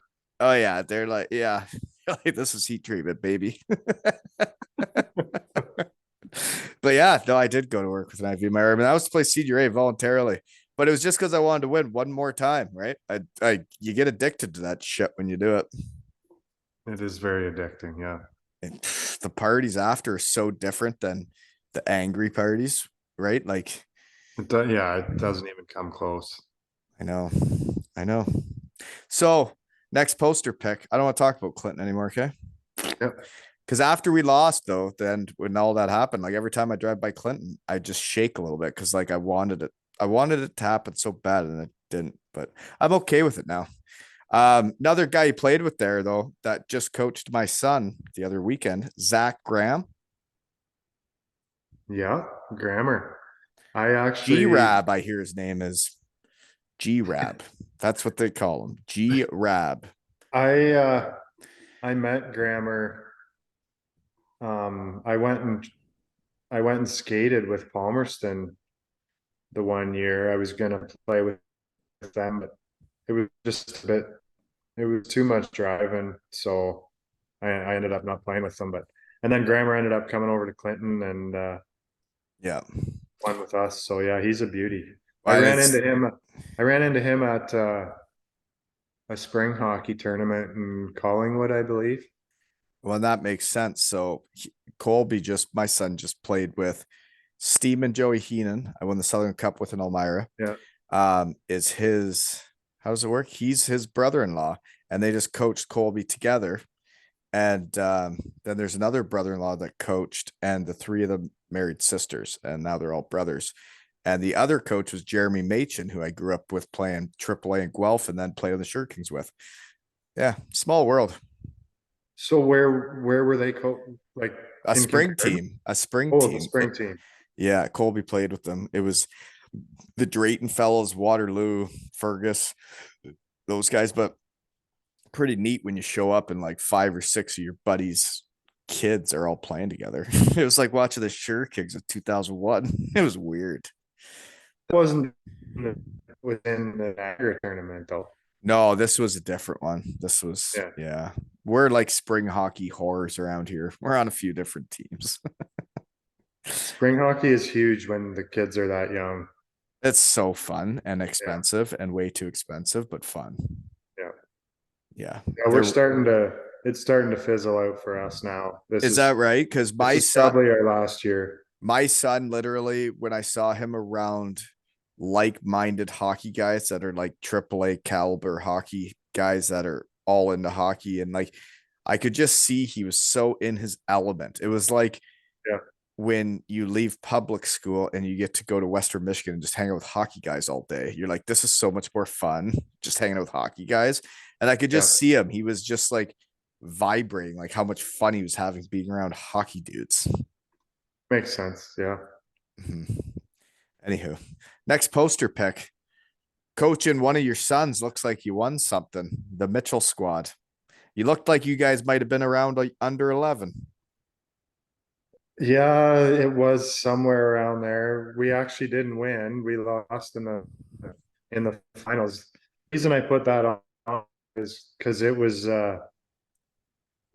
something I'll never experience again coaching. We were in Collingwood tournament or Elmvale tournament, which is near Collingwood, and it was 2 o'clock in the morning, the Saturday morning, sorry, Saturday night, Sunday morning. I woke up at 2 a.m. in the hotel, and my daughter was with us, and I woke up to her like puking in her hands just out of the bed. We were in the same bed, and she was puking her guts out. So I started taking care of her, and then I start getting texts from all the players' parents on the team saying, he's up puking. I Everybody's got up like puking. I got like 3 or 4 of those texts, and we're heading into the semifinals on Sunday morning. Is this So like a random tournament or is this like all Ontario's no, it was just it was the end of the year. Like it was tournament? our last hockey for the year, but it was a tournament. Yeah. Um, so I'm getting all these texts and emails saying their kids are sick. So we ended up playing the semifinals with, I think we had 7 skaters, and we ended up winning the semis. Like we had a kid come off for a line change, and just before he got to the bench, he threw up, and then he came off the ice and threw up on the bench again. Did he And keep playing? yeah, we kept playing. It was crazy. I actually had a meeting with the parents before the game, and I said, I don't think we should play. And we kind of talked about it, and they're like, yeah, let's give it a go. So we ended up winning that game 4-1, I think. And the refs weren't happy with me because I told the boys before the game, I said, anytime you need to, just ice the puck. So we iced the puck quite a bit during that game. Yeah. Yeah. And the ref came over and he started giving me shit. He's like, you gotta Stop ice. respect the game, kind of thing. And I'm like, well, we're winning 4-1. Yeah. Like I didn't. What do you think about that? Like, do you think No, I that's don't think there's anything wrong with that. The rules are the rules. You're allowed to ice the puck because like, I mean, the face-off you're comes supposed to to be your end. penalized for a face-off in your end, so you're allowed to do that. It's not a. There's nothing wrong with it. Yeah, so there was a lot of that, and we ended up winning 4-1, but we lost in the finals. But it was an interesting story. I'll never experience anything like. Good for those kids for gutting her out. The ones that could try to do it, and I know sometimes you're maybe too sick to actually do it, but there were some times I played sick, and I remember doing it as a kid, and there was a time knowing I was sick going into a game, and I remember like this is weird. Just brought this back. I being around that age, like Adam, and like throwing up on the bench and then just going back out and playing. Yeah, so that picture there, the one kid on, I think he's on the far right, he threw up on the bench just before that team picture. Like it was insane. I feel, I don't know if other teams got sick from us or what, but yeah, it was crazy. Ah, puke's gross too, eh? I can take Well, fart and shit all day, but puke's gross. well, especially when, like I said, my daughter's like puked into her hands at the side of Ah, the bed. Like, ah, yeah, it's puke is gross. It is gross. So next poster pick, it's you and the wife. You guys have been together like I since I've known you, and that's forever ago. And me and my wife got together right around the same time I met you. Yeah, it's been a while. We met when we were in grade 8, so Grade uh, 8 yeah. at a sock hop or what? I think it was a soccer tournament at my, we didn't go to the same public school. So it was a soccer tournament at my school and her team came to play at our school and I was doing the lines, I think. So Really? that's where we met, yeah. And we've been together ever since. So she actually organized a bus to Western Michigan my freshman year, my for my birthday. That would have been would have been my 19th birthday, I guess. Maybe. She brought a busload of people from your hometown to Western Michigan. Yeah, she organized the bus. They crossed the border. We actually went to the Holiday Inn lanes Yeah, you and did. bowled, and people were leaving with balls like tucked in their coat. They were stealing shoes and stuff. They got back to the Memorabilia. hotel. They were bowling in the hotel. Long story short, they got kicked out of the hotel. Right. So they had to take the bus home at like 3 or Yeah. 4 in the morning back home. Just totaled all the Got way the boot. back. Yeah. But yeah, there was 35 of them at the game and it was pretty cool. That is cool. I remember when like the Shurikens came to watch us play. That was pretty cool to have hometown there. But um, I she didn't spend a lot of time at Western, right? Like you lived in a house full of dudes that were. She was there a bit, but like I would maybe I wasn't over as much when she was there because No, I mean it was, what is it, 4.5 hours from home to Western. So I think it was my five dad, and a half from Elmira. It's a track, man. maybe I drove a little quicker in the Caprice. I don't know. Yeah, and I drive slow. But anyways, my dad would come quite often and she'd hop in with him. And so she'd come, I don't know, once a month, maybe Right. somewhere around there. I think But the one of the first times I really spent time there, though, now that we're still on how we know each other, was the Columbia Inferno versus the Daytona Beach Bombers. You were playing for Columbia, and the Dayton Bombers came down to play you. And I came over to your apartment, and I hadn't seen you since Western Michigan, and we played Wii together. We did the bowling game and all that stuff, and you had a Wii, and we had a couple of cocktails, and then you took me back to the hotel before we played you the next night. yeah, that was a good night. I definitely remember that. That was when we first came out, I think, and we were right into it. Played a lot of Wii in Columbia, that's for sure. That game was fun though, eh? With like all Yeah. the that was like the best Wii game ever came out was the one that came with the game. Yeah, the The original. yeah, the It was bowling and crazy how baseball. accurate it was. It was. Yeah. Well, you were a bowler, and I'm sure it was accurate for you, but I don't know how accurate it was because it even made me a good bowler. And in real life, I'm not. So, Yeah, right. maybe it's not. Next poster pick. Your backyard rink. Is that yours? That looks sweet. Yeah, that is ours. That's just out here. So that came about during COVID. May as well make it nice. Yeah, so I made a we rink right outside the actually, shed during COVID, eh? Right before I thought of the starting the podcast, like literally as the ice was melting on my rink was when I thought of doing this. I had oh one really? right out here. Yeah, it was terrible. It was a tiny little thing because my yard's too sloped. This year sucked. This like If Sucked this for everybody. Everybody that tried to build a rink and put in all those hours didn't get anything out of it, eh? if this was the first year I built a rink, I would never build one again. Yeah.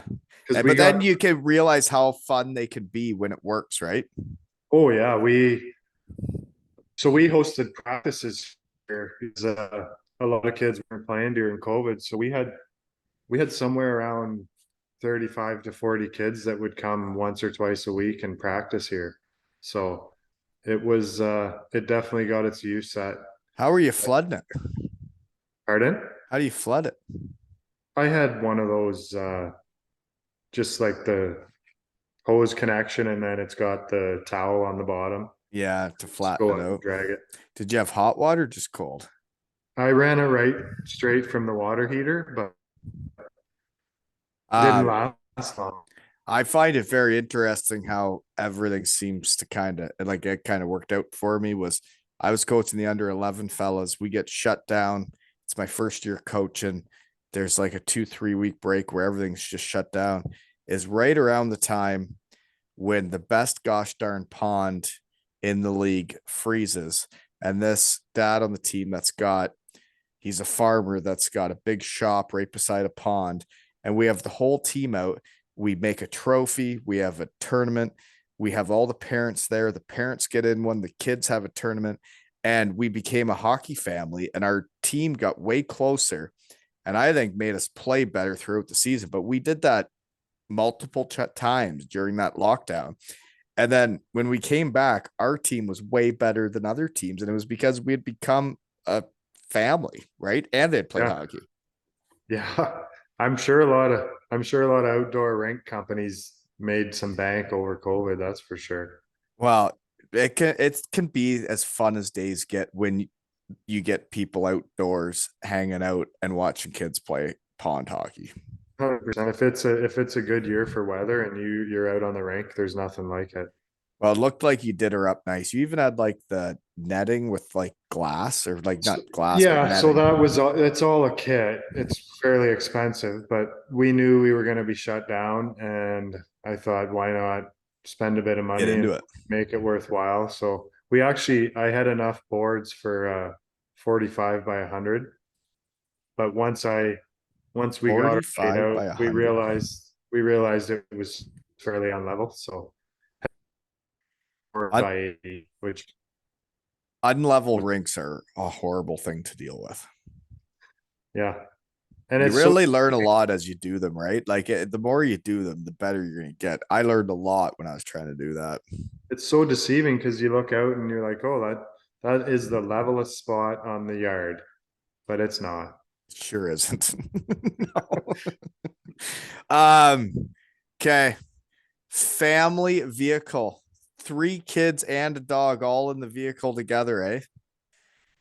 So you got three, Yeah. you So got I what? I think we might have been pulling a trailer in that picture. I'm not sure, but yeah, I just thought that was You guys looked like the Brady bunch getting ready for a trip somewhere. yeah, and our camping group will usually do that. We'll send a pic to the group of us leaving just so we kind of know when everyone's going to get there, sort of thing. So That's cool. It's like when I see shed guys and I take a selfie, right? there you go. We got 2 selfies. That was perfect. Right? It was. It's good. That's like I have a One, marketing team. I put that on Insta, folks. If you don't watch Insta, then you don't know what's going on because I don't have time for any other shit, right? that's another thing. Like I'm surprised how techy you are with the Instagram posts and all Do that you shit. know how easy it like how quick it is once you like I'm, I stick to my wheelhouse. I stick to my area. I don't know how to do all this stuff. I don't even know how to like link it to like I don't know how to do anything. I just take pictures and say what I want to say. well, you're better than I am. That's for sure. Thank you. You know what really helps is screenshots.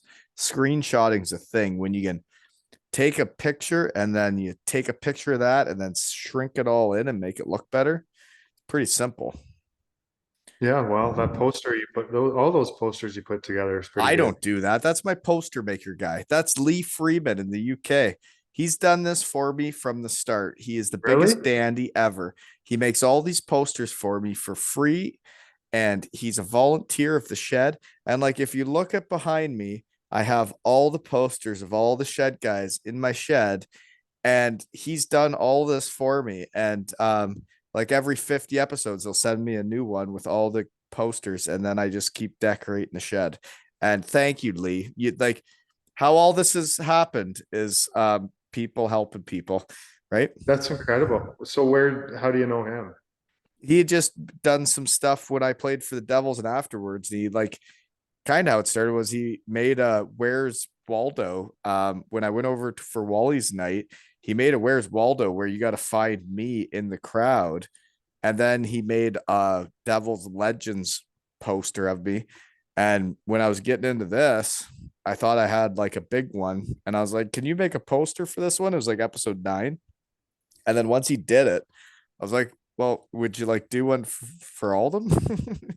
And then he That's has. cool. And now we're almost at 300 episodes. Sorry for working you so hard, Lee. Right? When's he coming to the shed? He has. Oh, he has already. Oh, yeah. Yeah. And we raffled off a jersey to make him like a couple £100 for all his work. But I think we need to have another raffle soon for him because he's put in some hours. Yeah, it's crazy. But it's It's cool, right? Like, amazing the people you run. well, my neighbor has the poster he made for him, like framed in his house, like when I had him to the shed. And it's like the guys that are still playing and like people are taking pictures of them all the time. I don't think they give a shit about these posters. But us guys, who knows, right? Like maybe you'll like your poster and like put it up in your shed, right? And then it's like the memories this guy's making for all of us. I'm very thankful. That is incredible, and it's cool how you meet those people who are willing to do shit for really complete strangers at one point, right? So Right. And it, now it, we're like it family. And now I'm going to get to go yeah, over there and see him next week and his daughter that I met last year when I went over there. And it's pretty neat. And then what's weird is I have a website maker guy that is also my clothes maker guy who makes all the clothes, ships it out, built the website, done all the stuff for me. I've never met him. And he says he's still not going to be there next weekend. So I'm still never going to meet him. I've never even talked to him. I tried to have him on in the shed, and there was a time where he's like, "Do you want to just like call and talk about this stuff?" And I'm like, "No, I think it's funnier we just text because then I've never talked to you." And I keep waiting to have him in the shed. So then the first time I ever talk to him is in the shed, and it'll be like he's been basically my volunteer for over a year. And he's helped me do everything. And now we have people all over the UK wearing our clothes, and I've never talked to him. speaking of clothes, I need some get up. Do you need some merch? It's Yeah, available at aleshockeytales.com, folks. And we also have a Josh Batch testimonial jersey up for raffle. It's Walton 18 on the back. It's sponsored by Two Ales and Hockey Tales, right? Because of Black Kite Couriers in the UK, my sponsor. But yeah, there's a raffle at aleshockeytales.com, folks. And you can buy clothes there, right? I'm Marketing heading team. there. Hashtag marketing team, right? Okay. So I think I'm done with the poster picks, right? Growing up in Mitchell, did you always play for the local Mitchell team or did you go AAA at all? Was there AAA? I actually didn't grow up in Mitchell. I grew up in Oh Moncton. dear. Moncton. Where's Moncton? It's right there, isn't it? Moncton is 10 minutes north of Mitchell, down Right. Highway 23. And they had a You, senior team too. yeah. So that's where my parents were. That's where I grew up. So I think, I think when I played minor hockey there, it was double D. That's So what we are. I played double D hockey up until Pee Wee, I believe. And then, that's when the Huron Perth Lakers came around. So then Was you did start around then with the Huron Perth Lakers. Yeah, I think that's when they were formed, was minor band or maybe something like that. So yeah, Moncton was where I grew up, and it's And there's actually not so since you brought up Moncton, when you went back there and played for them and the research team got hot, Nick Seiler, I played with him on the Ripley Wolves. and Hammy. Weren't Hammy And was Hammy was the goalie. yeah. Yeah. And he's still playing. And like they're both still good, but I think Sai's done. I don't know about Hammy. How old would Hammy be? Is It's he your not that. age? Oh God, nobody's as old as me in that. No, no. I wasn't sure how old he I was, bet but she's a handful of years younger than me. he won a lot of games for us, and He's a good goalie, man. For how little he is, he looks we had so two big in a really good net. goalies in Moncton, yeah. But yeah, he was. I don't know how he made some of the saves he did. I And know. I've seen it for years. Yeah, he's a goalie. Sai's a beauty too. I had a lot of good times with Sai and Moncton.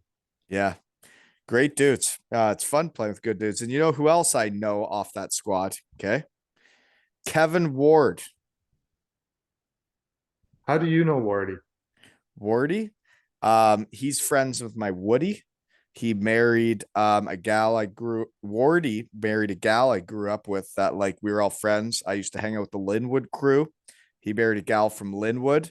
Right? And my Woody's from Linwood who used to rent from us when we were playing hockey and stuff. He'd live in our basement. He was our Woody that lived in the basement.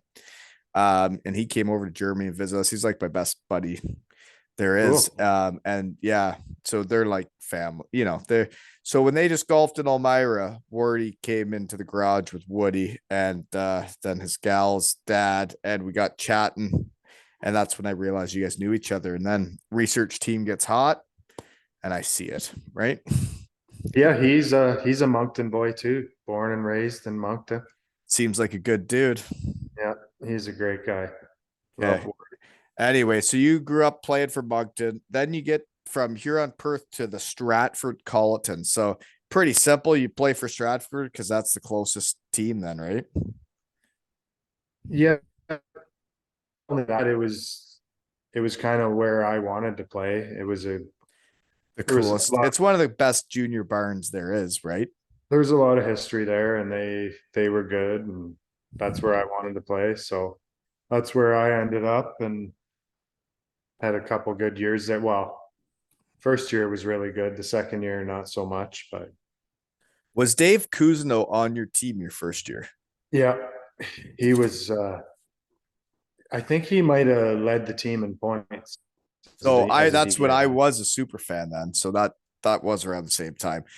I'm pretty Yeah, sure he had 90 something points as a defenseman in yeah. 40 something games. He didn't play defense. He was just No, called the defenseman. Rover. Yeah, that's Cruz. He did Um, that at university a do you bit know too. Kuz is scared of the shed? I've heard you say that on other pods. Yeah, I'm Yeah, gonna keep saying it because he needs to man up. well, or just is it man up or just chillax? Like it's just talking in my shed, Well, right? what's he worried about? I don't know. I don't know what's happened.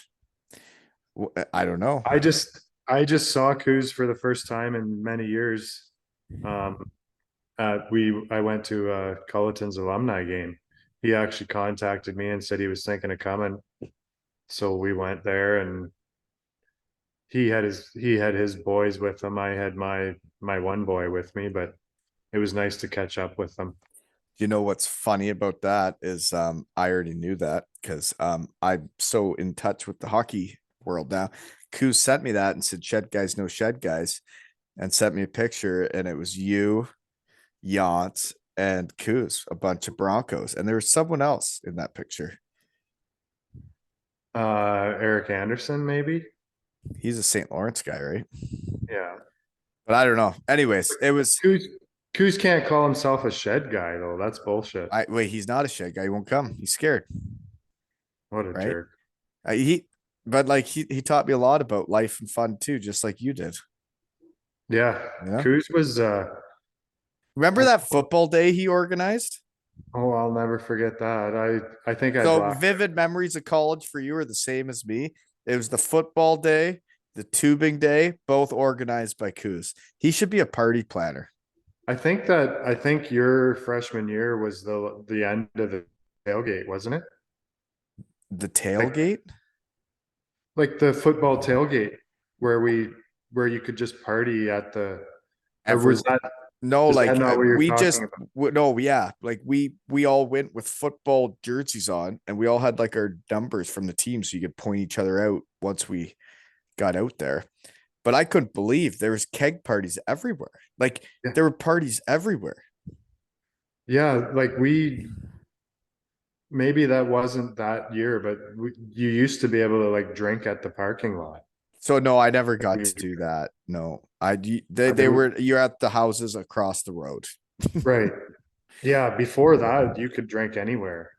It was crazy. What a time those football days are. It was kind of like the walking into the tap room, kind of like a beer hall in Germany and whatever else I said, but like those football days, I felt like Wally. I felt great, ready to go. Especially being so young and like feeling so free being away from home and Yeah, it's doing your what you first time. please. Yeah. Yeah. Yeah. Yeah, Yeah. that was fast. Yeah. What Uh, protocol on what's the protocol on pissing? Can I go pee? you know what we could do? We could pause it. How bad you got to go? It's almost coming out. Okay. Well, pause. And we're back, folks. Uh, anyways, we peed. Where are we? So I don't know what else. Where are we? Oh, Well, we were just talking about the football parties. football parties. Oh, That's where we I left could off. talk about those for a while. But it was weird though, right? How much working out you could do in that month there. Was it September where we would go out and play hockey without blades on our stick? Remember that? Yeah, I tell people that story quite often, and they can't believe that that's how it That went down. I that don't, that's real in NCAA hockey when you finally get to I don't NCAA hockey. understand why. Like, obviously, conditioning was a big part of their coaching philosophy, but when we were allowed to have a captain's practice, and they didn't trust us to have a captain's practice, that's what kind of got me. Well, Like, so that can get as confusing as it gets, right? Because so you name captains and assistants, and you believe they're the leaders of the team to try and make this team as good as they could be. And they were. We all yeah, were. We all wanted to be the best we could be. We all wanted to win. And when you understand the rules, looking back on it, it makes no sense that we could have had captains practice. We could have had captains lead a practice and get everybody involved in it together and saying, we're doing this together. We're going to work hard every day and get better. And we don't even need the coaches to do this for us. Instead, well, I guess they punished us for a month. We skated with no blades on our stick and no pucks for a month just so the coaches could be on the ice with us, right? yeah. And the fact that we couldn't just use regular sticks without pucks, like, really, what the fuck is the point of not having a blade on your stick if there's no pucks out there? What, you know what I mean? What, But why? and this was all to not break NCAA rules, but it's like, well, shouldn't we practice hockey if we're going to try and get better? It's like, well, there's so many drills you can do that don't get into that much that you at least are handling a puck and shooting it. And that, like, we're not taking over the coaching, we're just practicing hockey. Yeah, it was Could they not even give them the practice plan and be like, here, go out and work on this? yeah. But to I me, don't, I don't, that's as far from what I would do as a coach as you could get. I would try and get them to end up coaching each other and let them all go out there together and become a team. And I just sit back and watch it. Right. yeah, like, let them do their thing for 45 minutes. If you want to skate them, Dude, stand on the bench and watch them skate for 10, 15 minutes after they practice or whatever. It made no sense. They're setting a bucket on the ice that we could puke in. I puked in it once. I never did puke on the ice. I've cramped off the ice. Yeah. That's tough go. Yeah. But yeah, I tell people that story all the time and they can't believe it. Well, it's true. I can't believe it now that we're talking about it again. It's like that was actually the decision that he made was that's what's best for being better at hockey at the start of the season. And like that there was no other hockey people around to be like, this is wrong. This is not what we should do. We literally Yeah. skated around circles without a blade or a puck. And we would do the circle drills and they'd be yelling and we'd be going and we would be skating so hard. And we would do is skate for a month. No Well, pucks. I remember doing they called it, I think it was called the candy cane. Did you do that? I'm pretty sure. Yeah. You would start at the goal line, blue line back, red line back, Oh, far and then goal, you'd have to go all the way around. and you go all the way around to the blue line back. Oh, it's the And lightning, but it's the lollipop. yeah, crazy. But we could have had pucks and worked on getting better at hockey. Think But about that. yeah, but we were good at getting mad at the guys that were skating too fast during those skates. Um, We'd always tell well, them, we would get mad at them because they're making us look bad. It's like, well, then we all have to go that fast and we're all in this together. And yeah, that is how it should be. And that's how it was. And that's how when we would leave that rink, we would all still be together. We were a yeah, team, no matter what happened, you know? Anywho, that. right? I remember. I just thought of one thing. You brought up Pat Go for Dwyer's it. I was just name look. earlier. Yeah, I was just looking at my notes. Yeah. Um, I remember when Patty came into school and kind of was that cocky. I don't know. He had a bit of an ego when he came in, and there was a guy there, Chad Klein. I don't know if you. I know the name. Anyways, we came in to get undressed after the one practice, and it was in the stick room there, and fucking Kleiner had Pat by the neck, like up against the stick rack, just holding him against the wall. Like choking him. Pretty much. I don't know if it just kind of boiled over for him, but ever since everything after that, Pat was like it was like it turned him around. He just, he just needed somebody to Yeah. choke him, I guess. I don't know. Well, sometimes people need that, right? Like Yeah. you need someone to like give you a smack and be like, you can't do that. Don't act like that. Right.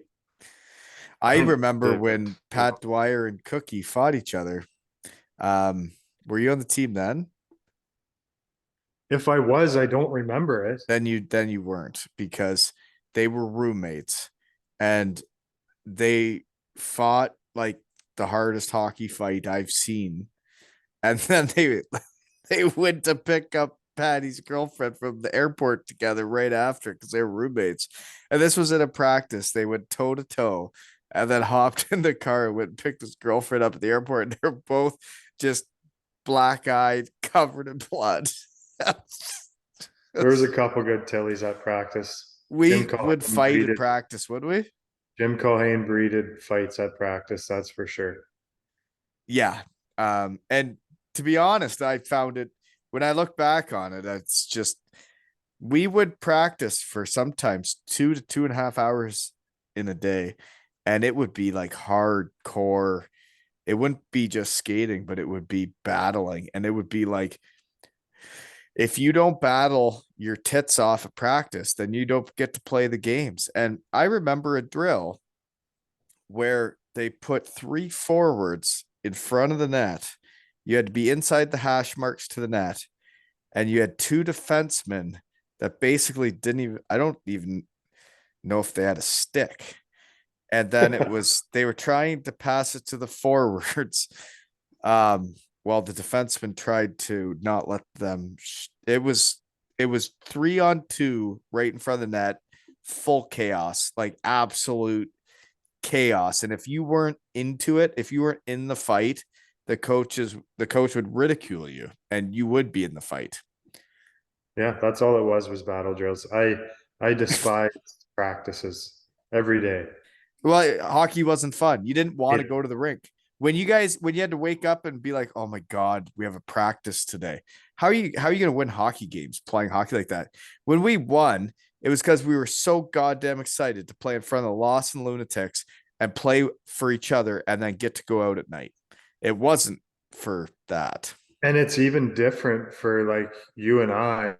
Like we were I don't know how to say it. Like we were both bigger parts of the team than other guys there, right? So Yeah. as much as we hated having to go to practice to battle, I can't imagine what it's like for them. And then they don't right? even get to play on the weekend. They did all that Yeah. and then they don't even play. Yeah, I couldn't imagine. I couldn't imagine either. Yeah. Okay. So after college, okay, you put up good numbers every year as a D man. You had a hell of a freshman year. I'm surprised you weren't drafted, but it's weird for me when the small town area guys around here, I don't think many people know about them until they know about them. But after college, I found it interesting because I knew how good you were. I'd played with you.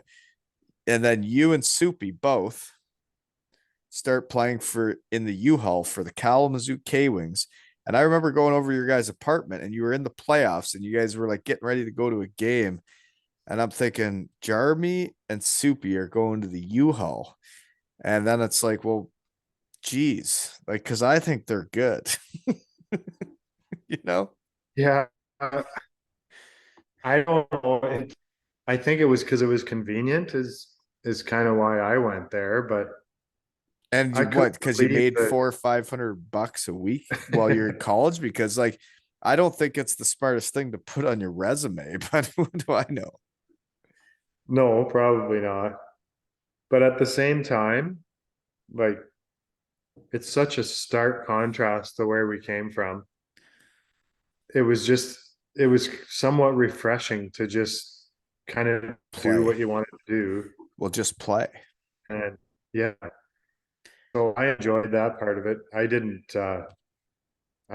stay for long. I didn't put up numbers or anything, but it was like I said, it was cool to get that pro feel, right? Like it's Well, a and it's an eye opener, right? When you see yeah. what pros like and you see how different it is from the way it was and maybe treated. Yeah, I remember one of the first games I played against the Fort Wayne Comets. I can't remember what I was beside. It was a Wayne like a D zone face off, and I just lined up beside the winger, and he just fucking two handed me right in the wrist before the puck even dropped. Just stick right on the wrist. I'm like, oh, I guess this is what it's like. For I no wasn't gonna reason. fight him, that's for sure. But yeah, I just couldn't believe the Can you believe how much hockey's changed from that to what it is now? Like what it used to be, there would be this wild suspensions almost every game, I bet, if they saw what was every going game. on. And not that I'm anywhere near as good as the players are now, but I would have a far better chance of making it somewhere now than back then. Do you know what Be- I mean? because you'll do things they won't. Well, no, it's because you see most of the defensemen in the NHL now, they don't even need to use their body. They're all just so good with their stick. And not that I didn't like contact, Yeah, but you weren't a hitter, but yeah, I didn't you were play a playing heavy the game the game. way it is now. Yeah, I didn't play a heavy game and I didn't like being in the box. And I just feel like I would thrive more in today's game than I did back then. Um, I think I may agree with me too. Yeah, Yeah. right? I think it's not even similar. When I went to the AHL and there were the third, fourth line, like there wasn't anybody that looked like a normal human. Like they were Scared, gigantic. you were scared to be on the ice with them. I was because like of what they were snap shows. Like I don't think it's don't think it's wrong to say that they were on steroids and these enforcers were scary when I'm on the ice and those are my line mates and I'm like, what's gonna happen out here?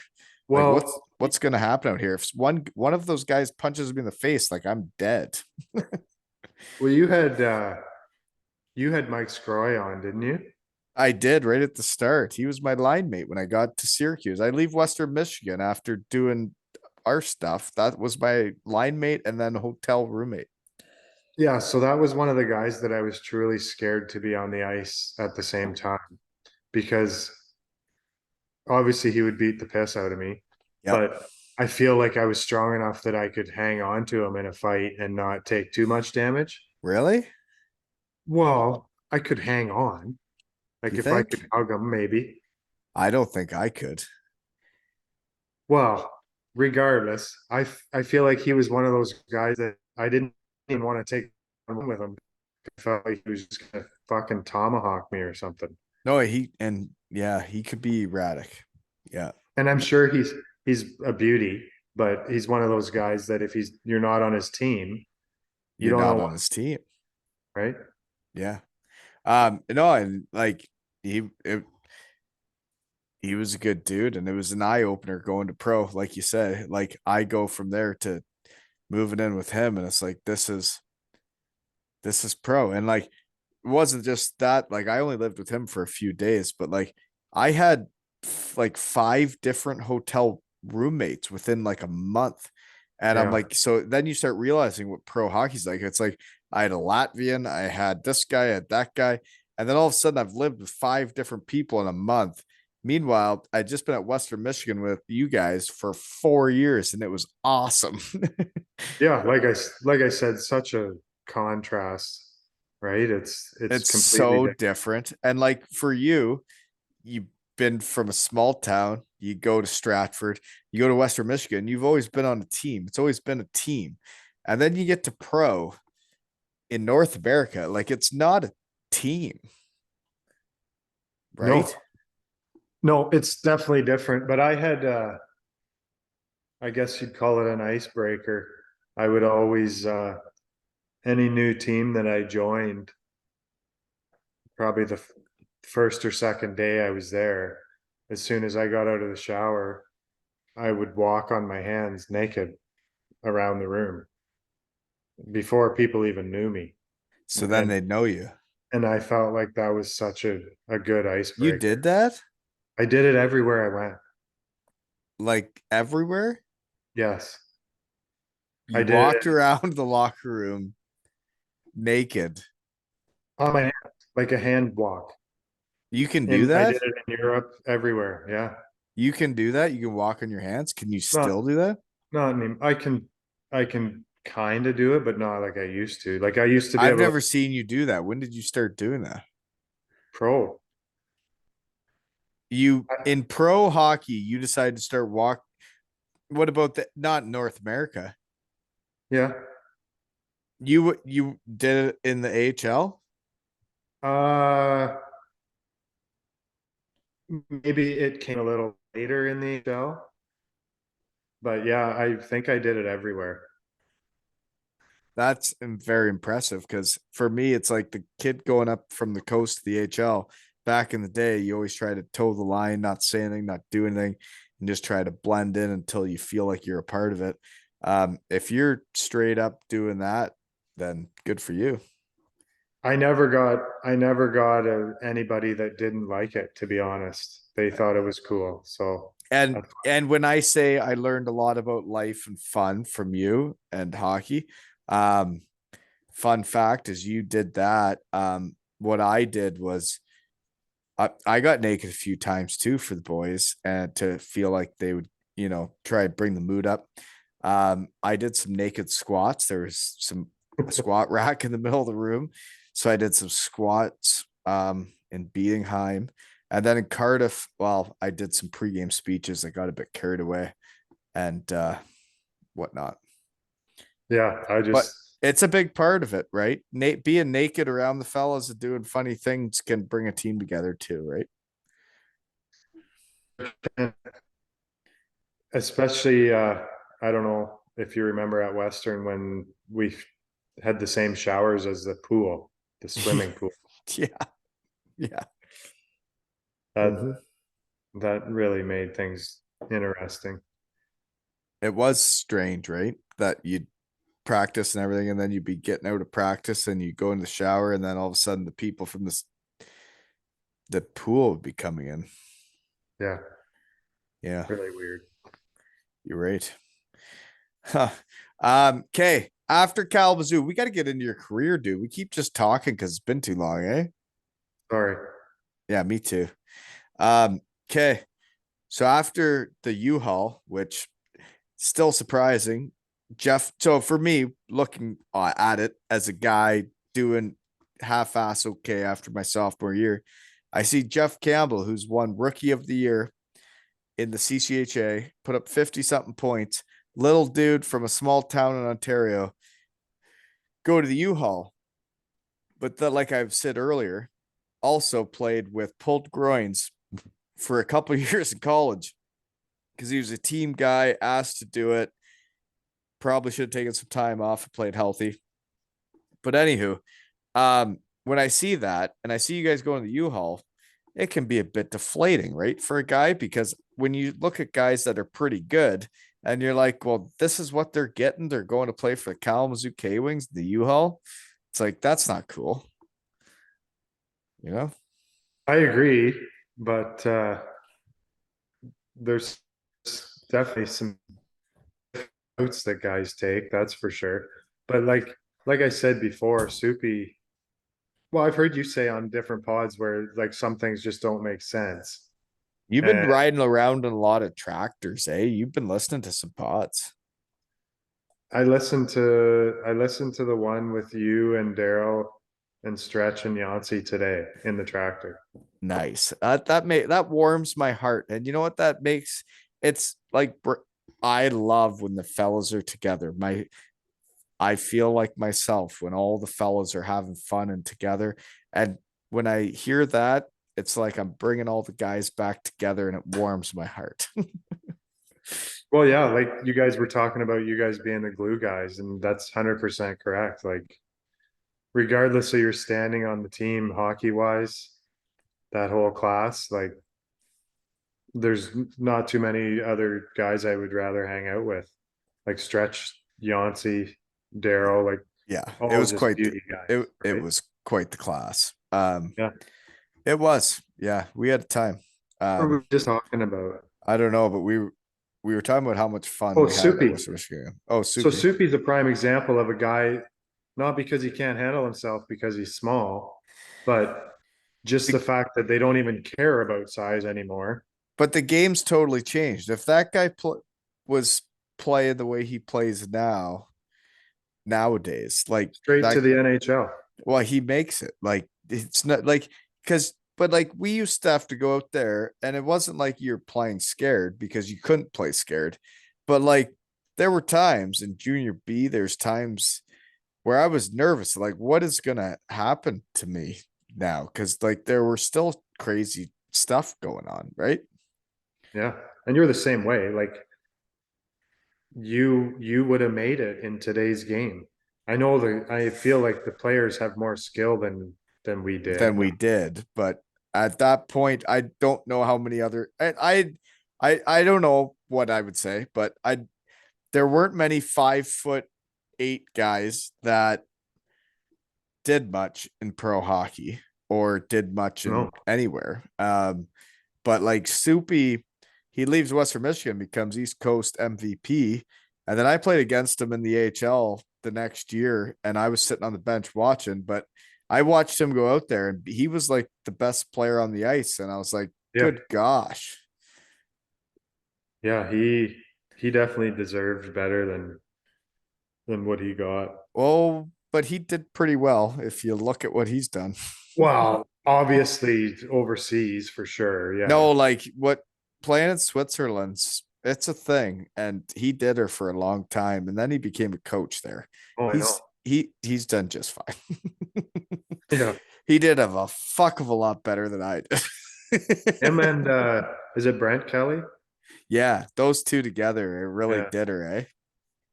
I sure believe did. you call it running amok, right? Running amok in the Swiss league. They did. Yeah. It's interesting though when you see all these guys, right? Like I have different age brackets on in the shed, and like our age brackets, like you see kind of on Instagram or wherever, like what all happened to people and where everybody goes. Like it's interesting for me because those guys that still play, but like those us that are out of it, we all end up totally out of hockey, most of us. Yeah. I after I was done with Clinton, I had no desire to play beer league or anything like that because What's I the didn't point? I didn't like trying. I felt bad for trying hard. It was I weird. Well, it's because if you try hard, the other team's gonna get pissed off at you for what you can do. And then the team you're playing on, if you don't try hard, it's like, well, what are you not that good? And then it's like, I don't know how good you guys want me to be because Yeah. we played hockey every day for a long time and you guys didn't. You went to work and you guys have better jobs than us now. And now we're back. We can play hockey better, but we don't have good jobs. Yeah, Can you help? exactly. Yeah, weird times. Okay. After the U-Haul, we got to keep going, man. We're going to be here forever. Let's keep going. Let's keep We're going. Yeah. You went to the Mississippi Seawolves, played with some Western Michigan guys, Lucas Drake, Austin Miller, Battaglia, right? So somehow there's a link there. I always find it interesting in the shed that there's always a link of where people go. There's a Yeah, link there. I'm not sure the reason for that. I guess it was just Did you like have an agent doing this for you? no, I didn't get an agent until after that year. So when you put up I'm not sure. 21 points your freshman year at Western Michigan, you didn't have an agent?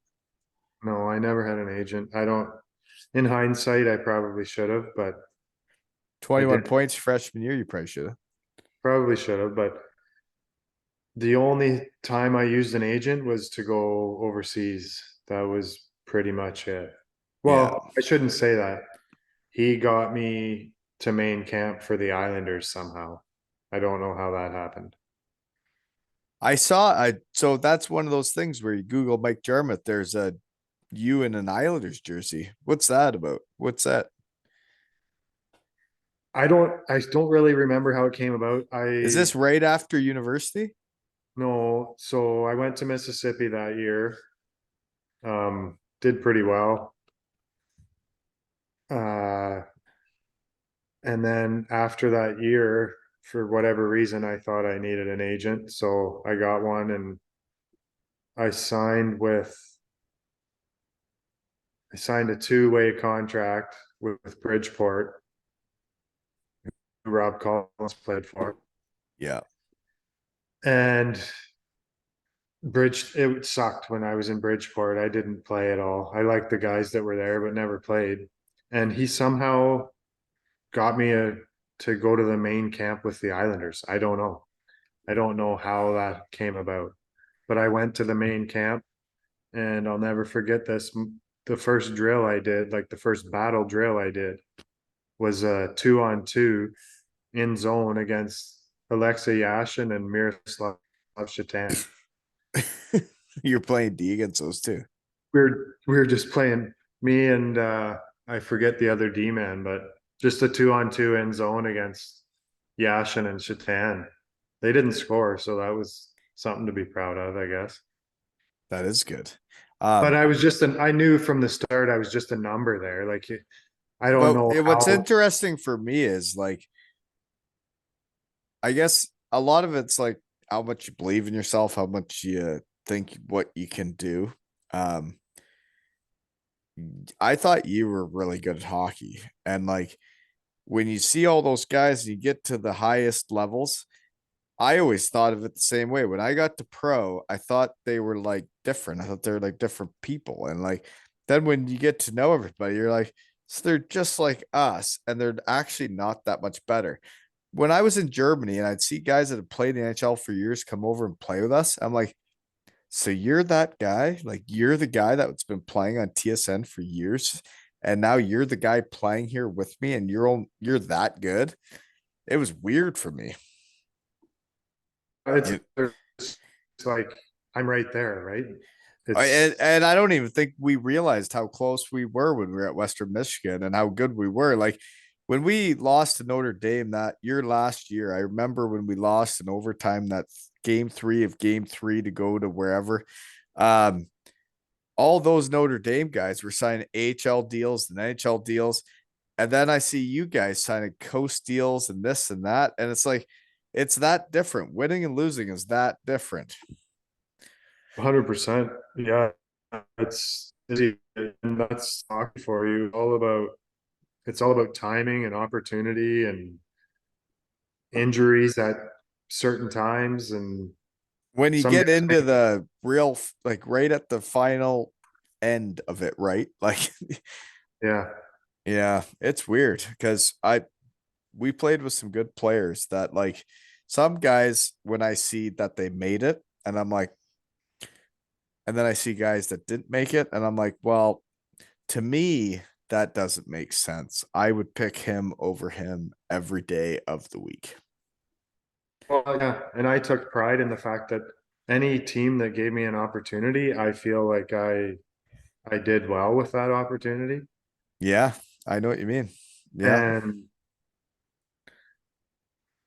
I still don't have any real regrets or complaints about my hockey career other than my final year when I got injured. But So I guess we got to, okay, we're going to skip all the stuff other than your first year, you sign with the Mississippi Seavers. Okay. yeah, You play there, you do well, 36 points. Next year, you're thinking, I didn't get called up at all. I did really good. I got to go to the North Division to get called up.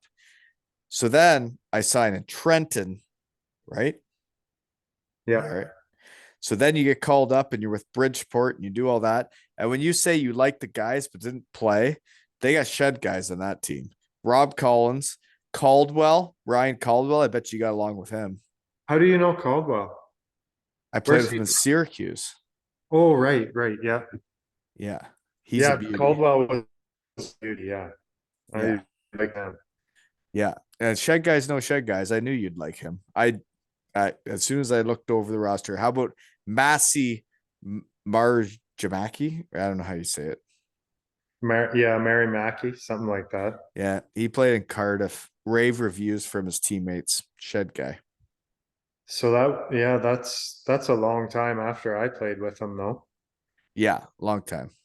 Yeah, He was really young when I played with him.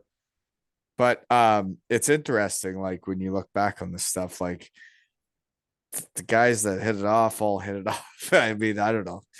Caldwell and Collins are dandies and they're buddies. And then when you Oh, get called like I up said, I had a great time with the guys in Bridgeport. It's just they did not give me a chance to at play, all.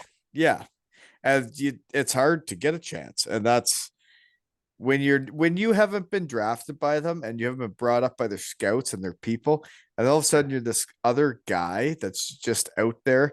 There's so many of them. There's so many of them in all of hockey. And it's like, why are they gonna like you over the other guys? You'd have to do something really special then, right? Yeah, exactly. And that didn't happen. Well, it was close though, because then the next year you go to Columbia. This is when I play with you and play we with you. But you end up playing 24 games for the Blackhawks AHL team, it looks like, right? Because your goalie's Corey Crawford, you got Buff Boland, right? So what I'm thinking is this is when you realize that you're too old to make something happen because you finally get to the AHL, you're finally there, you're a full timer, and then you get to play with all those guys and have a squad.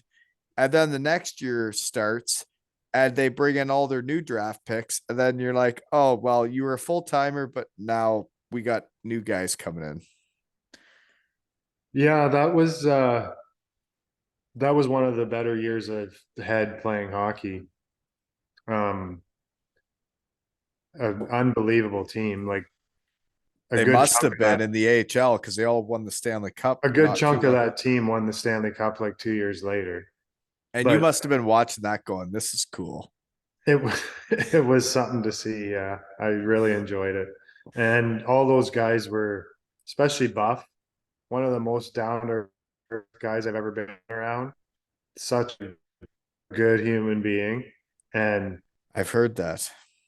the shape that he was in when I played with him, like I've heard somebody refer to you with the body like a bag of milk. Talk talk about him. Like he was a 270 pound bag of milk. Yeah, Like, that's a way bigger bag of milk. but like I've never seen anything like it. I remember one time we were stretching at center ice, and you know how high the nets go, be like the mesh behind how high they those big barns. Yeah, He was on one knee stretching at center ice, and he fucking sauced the puck right over the net, like the whole thing, like just right over the top of the netting, all over right all of it. over the whole netting. And I looked at him and I'm like, I bet you can't do that again. And he couldn't. But like I've never seen anything like that in my life. He was just that kind of guy that I don't know why he quit so early, but he was something. It was some the Um, whole team. They were really nice guys. well, and that's what it takes to win, right? Like, and looked like a shed guy might have already been traded from that team. Matt Keith, did you play with him? No, he Or wasn't around when I was there. he just got traded then. That was the same year. But it's interesting when you research team gets hot when you're like, I wonder if they actually Yeah. intersected or not. Because But North no, America they is different. like I said before, didn't get an opportunity in Bridgeport, but like as good as that team was, they You let me. played though, right? Like you played you pretty well when after I played with you or against you in Columbia, looks like you got a fair shake in Norfolk and played 24 games and had some time and you're playing with the squad. Yeah, Mike Havlin was a good coach, really good coach, and I felt like I was part of the team as soon as I showed up. Everybody made me feel welcome, and it And was that's a awesome. winning culture. And then all of a sudden they win the Stanley Cup 2 years later. Isn't that weird, eh? It is weird because they lost in the first round to Wilkes-Barre that year in the American League. Really? Yeah, because when I went to Chris, Syracuse, it was not I like was that. a I was a black ace with Chris Versteeg on that American League team. He didn't play the playoffs.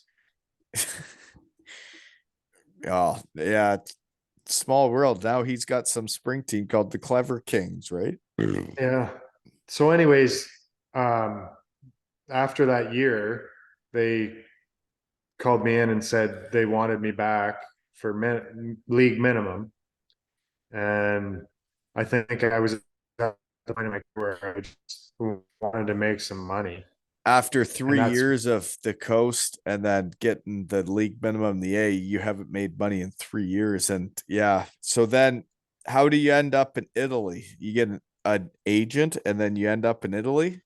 Yeah, so my agent he was good that way. He had some connections over there and he got me a good spot in Italy, and those were two of the best years of my life, probably. Did your Playing. wife come with you? She did. She came like a month after. Yeah. And then we had our oldest boy was born. He was with us the second year in Italy. Is that right? Yeah. Okay. So then So what happens that second year? If you're saying it's so sweet, it looks like there's a bunch of imports that don't play the playoffs.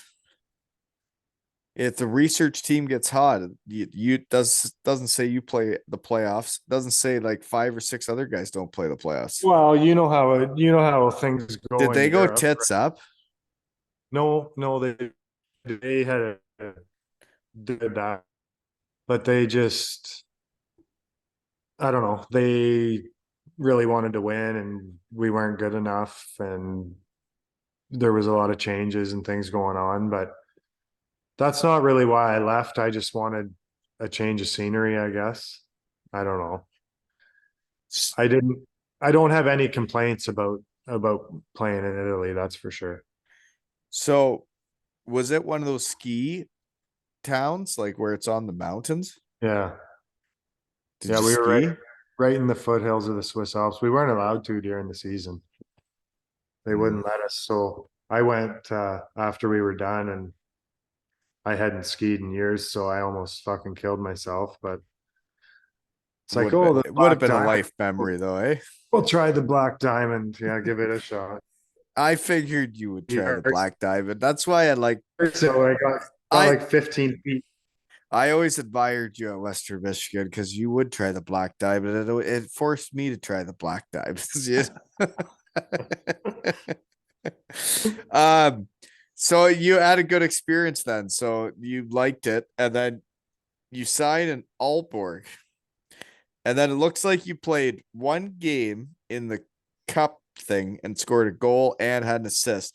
And to me, when I look at it, it's interesting for me, right? I'm seeing kids right now that were really good at this age, and now they're not getting as good.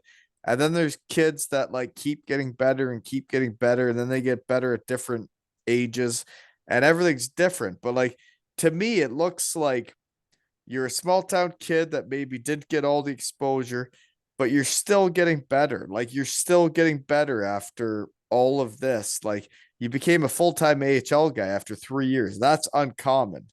And then you ran a muck of Italy, and now you're going to Denmark, and now you don't really ever play. Yeah, I'd say you hit the nail on the head there. I feel like I was at my peak at that point. I was feeling good and everything was going good in Denmark. The coach was happy with me. I was really keen to play. And then yeah, first exhibition game, really weird play. I was going back to get a puck in our zone and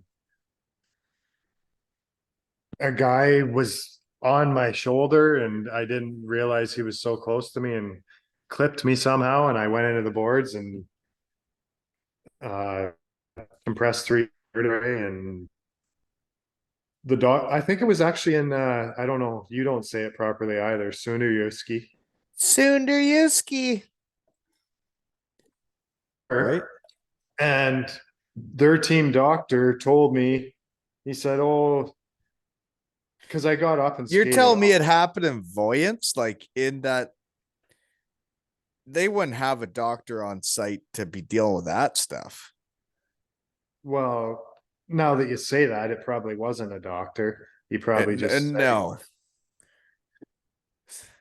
he came in and said, you got up and you skated off. Just, give it a week and see what happens, kind of thing. So I gave it a week and nothing was getting better.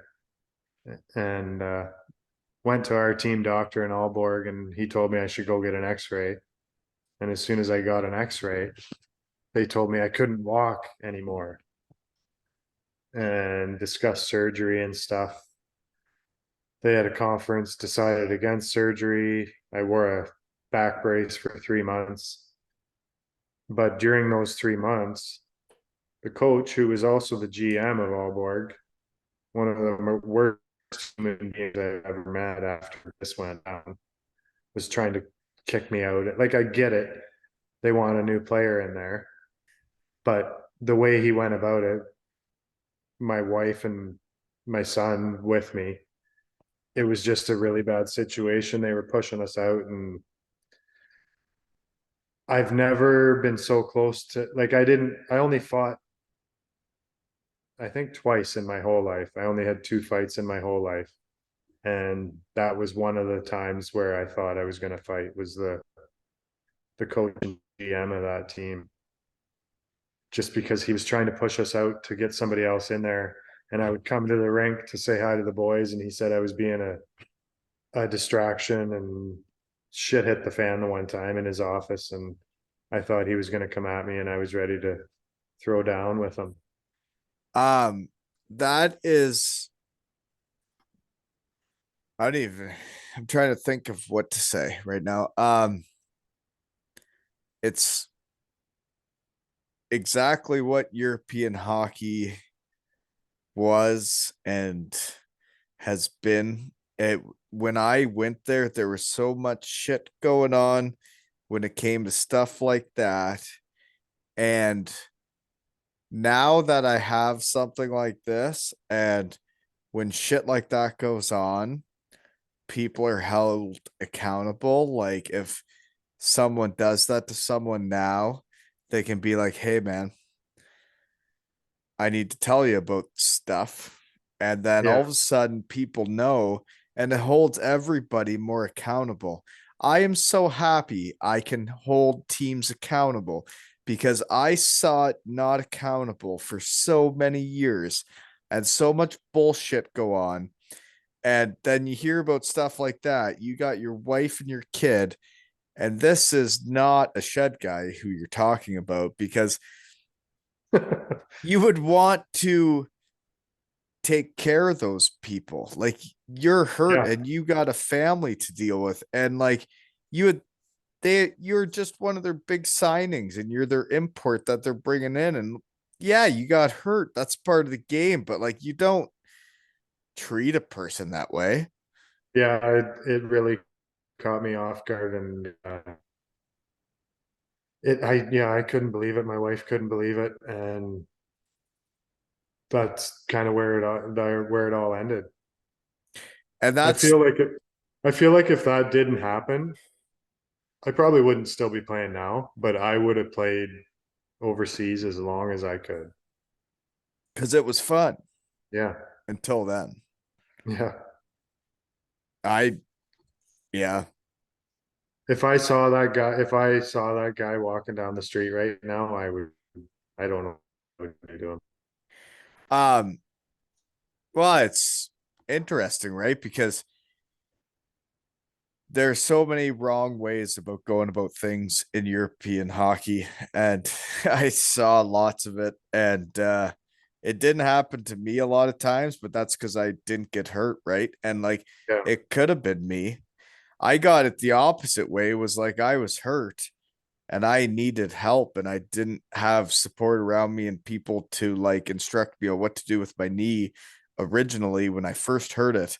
And I got pressured into playing because playing meant I was gonna help them win a regular season game. And it's like, well, if you actually cared about me and you actually wanted me to get better and have a long career, like you wouldn't be trying to force me to play the fourth game of the first game of the regular season when doctors are saying you should be taking months off. Like, and that's the way it was. Now people get held more accountable, and I hope I can help with that for all players too. That right?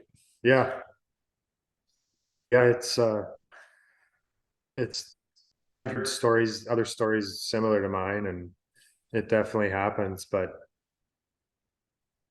my part of my problem was, I think, well, my agent says I didn't tell him soon enough what happened, because I only got paid for, I think it was 2 months or something like that.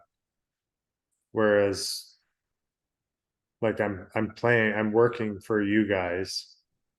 I signed a contract, and I heard him kick me and give me like the minimum amount of money you can possibly give me. Like, it was a real downer for me, It's for just sure. not the right way to do things. And Yeah, I'm starting to realize how long we've been chatting. But for me, um, what it makes me think of is how all this has started, is how I have the shed, how all this has gone on is when I hurt my knee with the Cardiff Devils. I played 1 year with them. I sign up for a second year. I want to play. I hurt my knee and I try to come back for 6 weeks. And then a doctor says, you can't come back. You're fucked. You're done.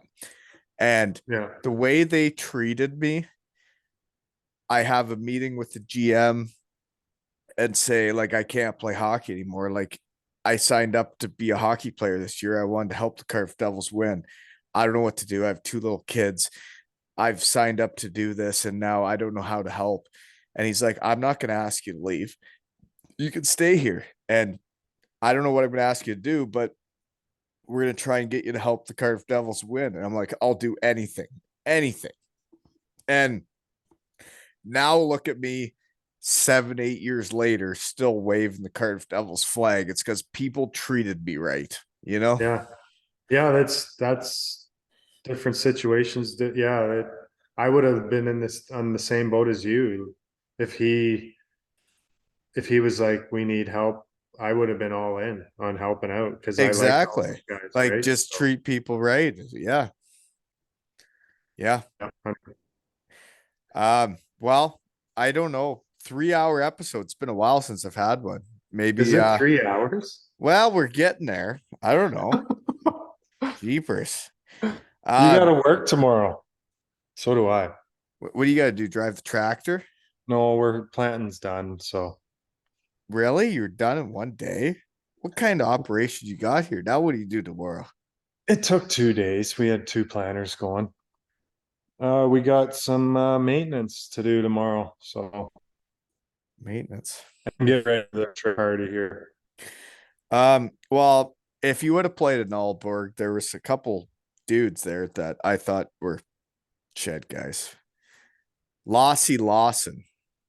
That guy's a player, gamer. How Was he? old is that guy? I feel like he was old when I was there. So I don't know. He was on the Denmark team when I played for the finals and Oh, what? okay. Yeah, he was just good. And then the goalie Jody Lehman seemed like a dandy Yeah, I barely got to. That's the shitty thing is I barely got to because you know. hardly get to play with them, and you're not on the road with them. You're not playing games with them. You're not doing Yeah. it. Yeah, it's not the same thing. And then you go home, and then it's different, right? Like senior A is different. Like, but you won it, and winning is the best thing ever. And I'm so happy you got to do that, even if it was with Clinton. Yeah, no, it was great. And it took me a while to get to that point. Like I came home, I probably came home and started working, I don't know, 2010, 2011.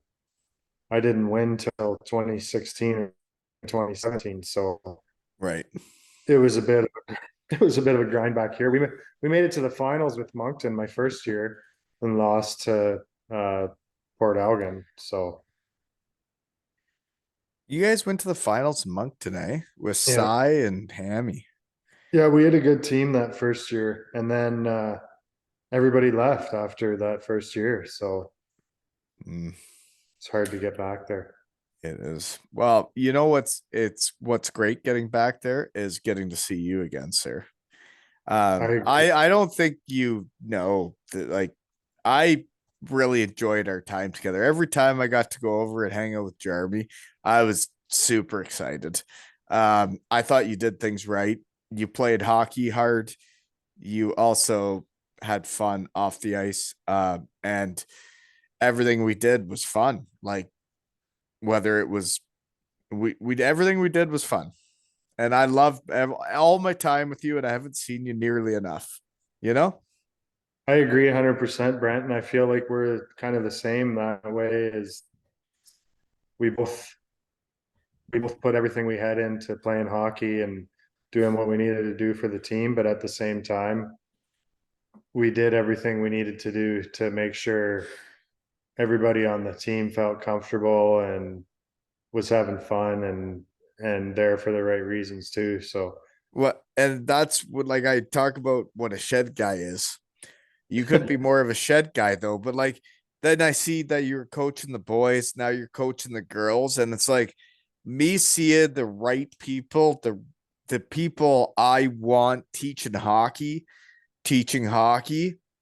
warms my heart because sometimes you see it where it's not the right people teaching people how to do it. And you're like, this is the type of person I want teaching hockey. yeah, it happens way too often. That I don't know why, but you see the wrong people in those positions far too often, and it drives me nuts. Well, And then when I see you at the Godrich Arena, I was like, oh my gosh. Like you're one of my favorite people I've ever played with. And like the day I got to go play Wii with you and the wife in Columbia, South Carolina, I was like, I'm so excited to see Jeremy again because every time we had a day together was just like it was electric. It was so much fun, right? well, you know what? I once again I agree. And you know what the best part is? We play baseball in Kincardine quite often. We play hockey in Kincardine quite often. So all you have to do is give me your address and we can do this a lot more often. And folks, the boys are back. And this is what the shed does. Brings people together. I love it. I can't wait. And this This has is been another episode of 37 Ales and Hockey Tales with Jeremy and Wally.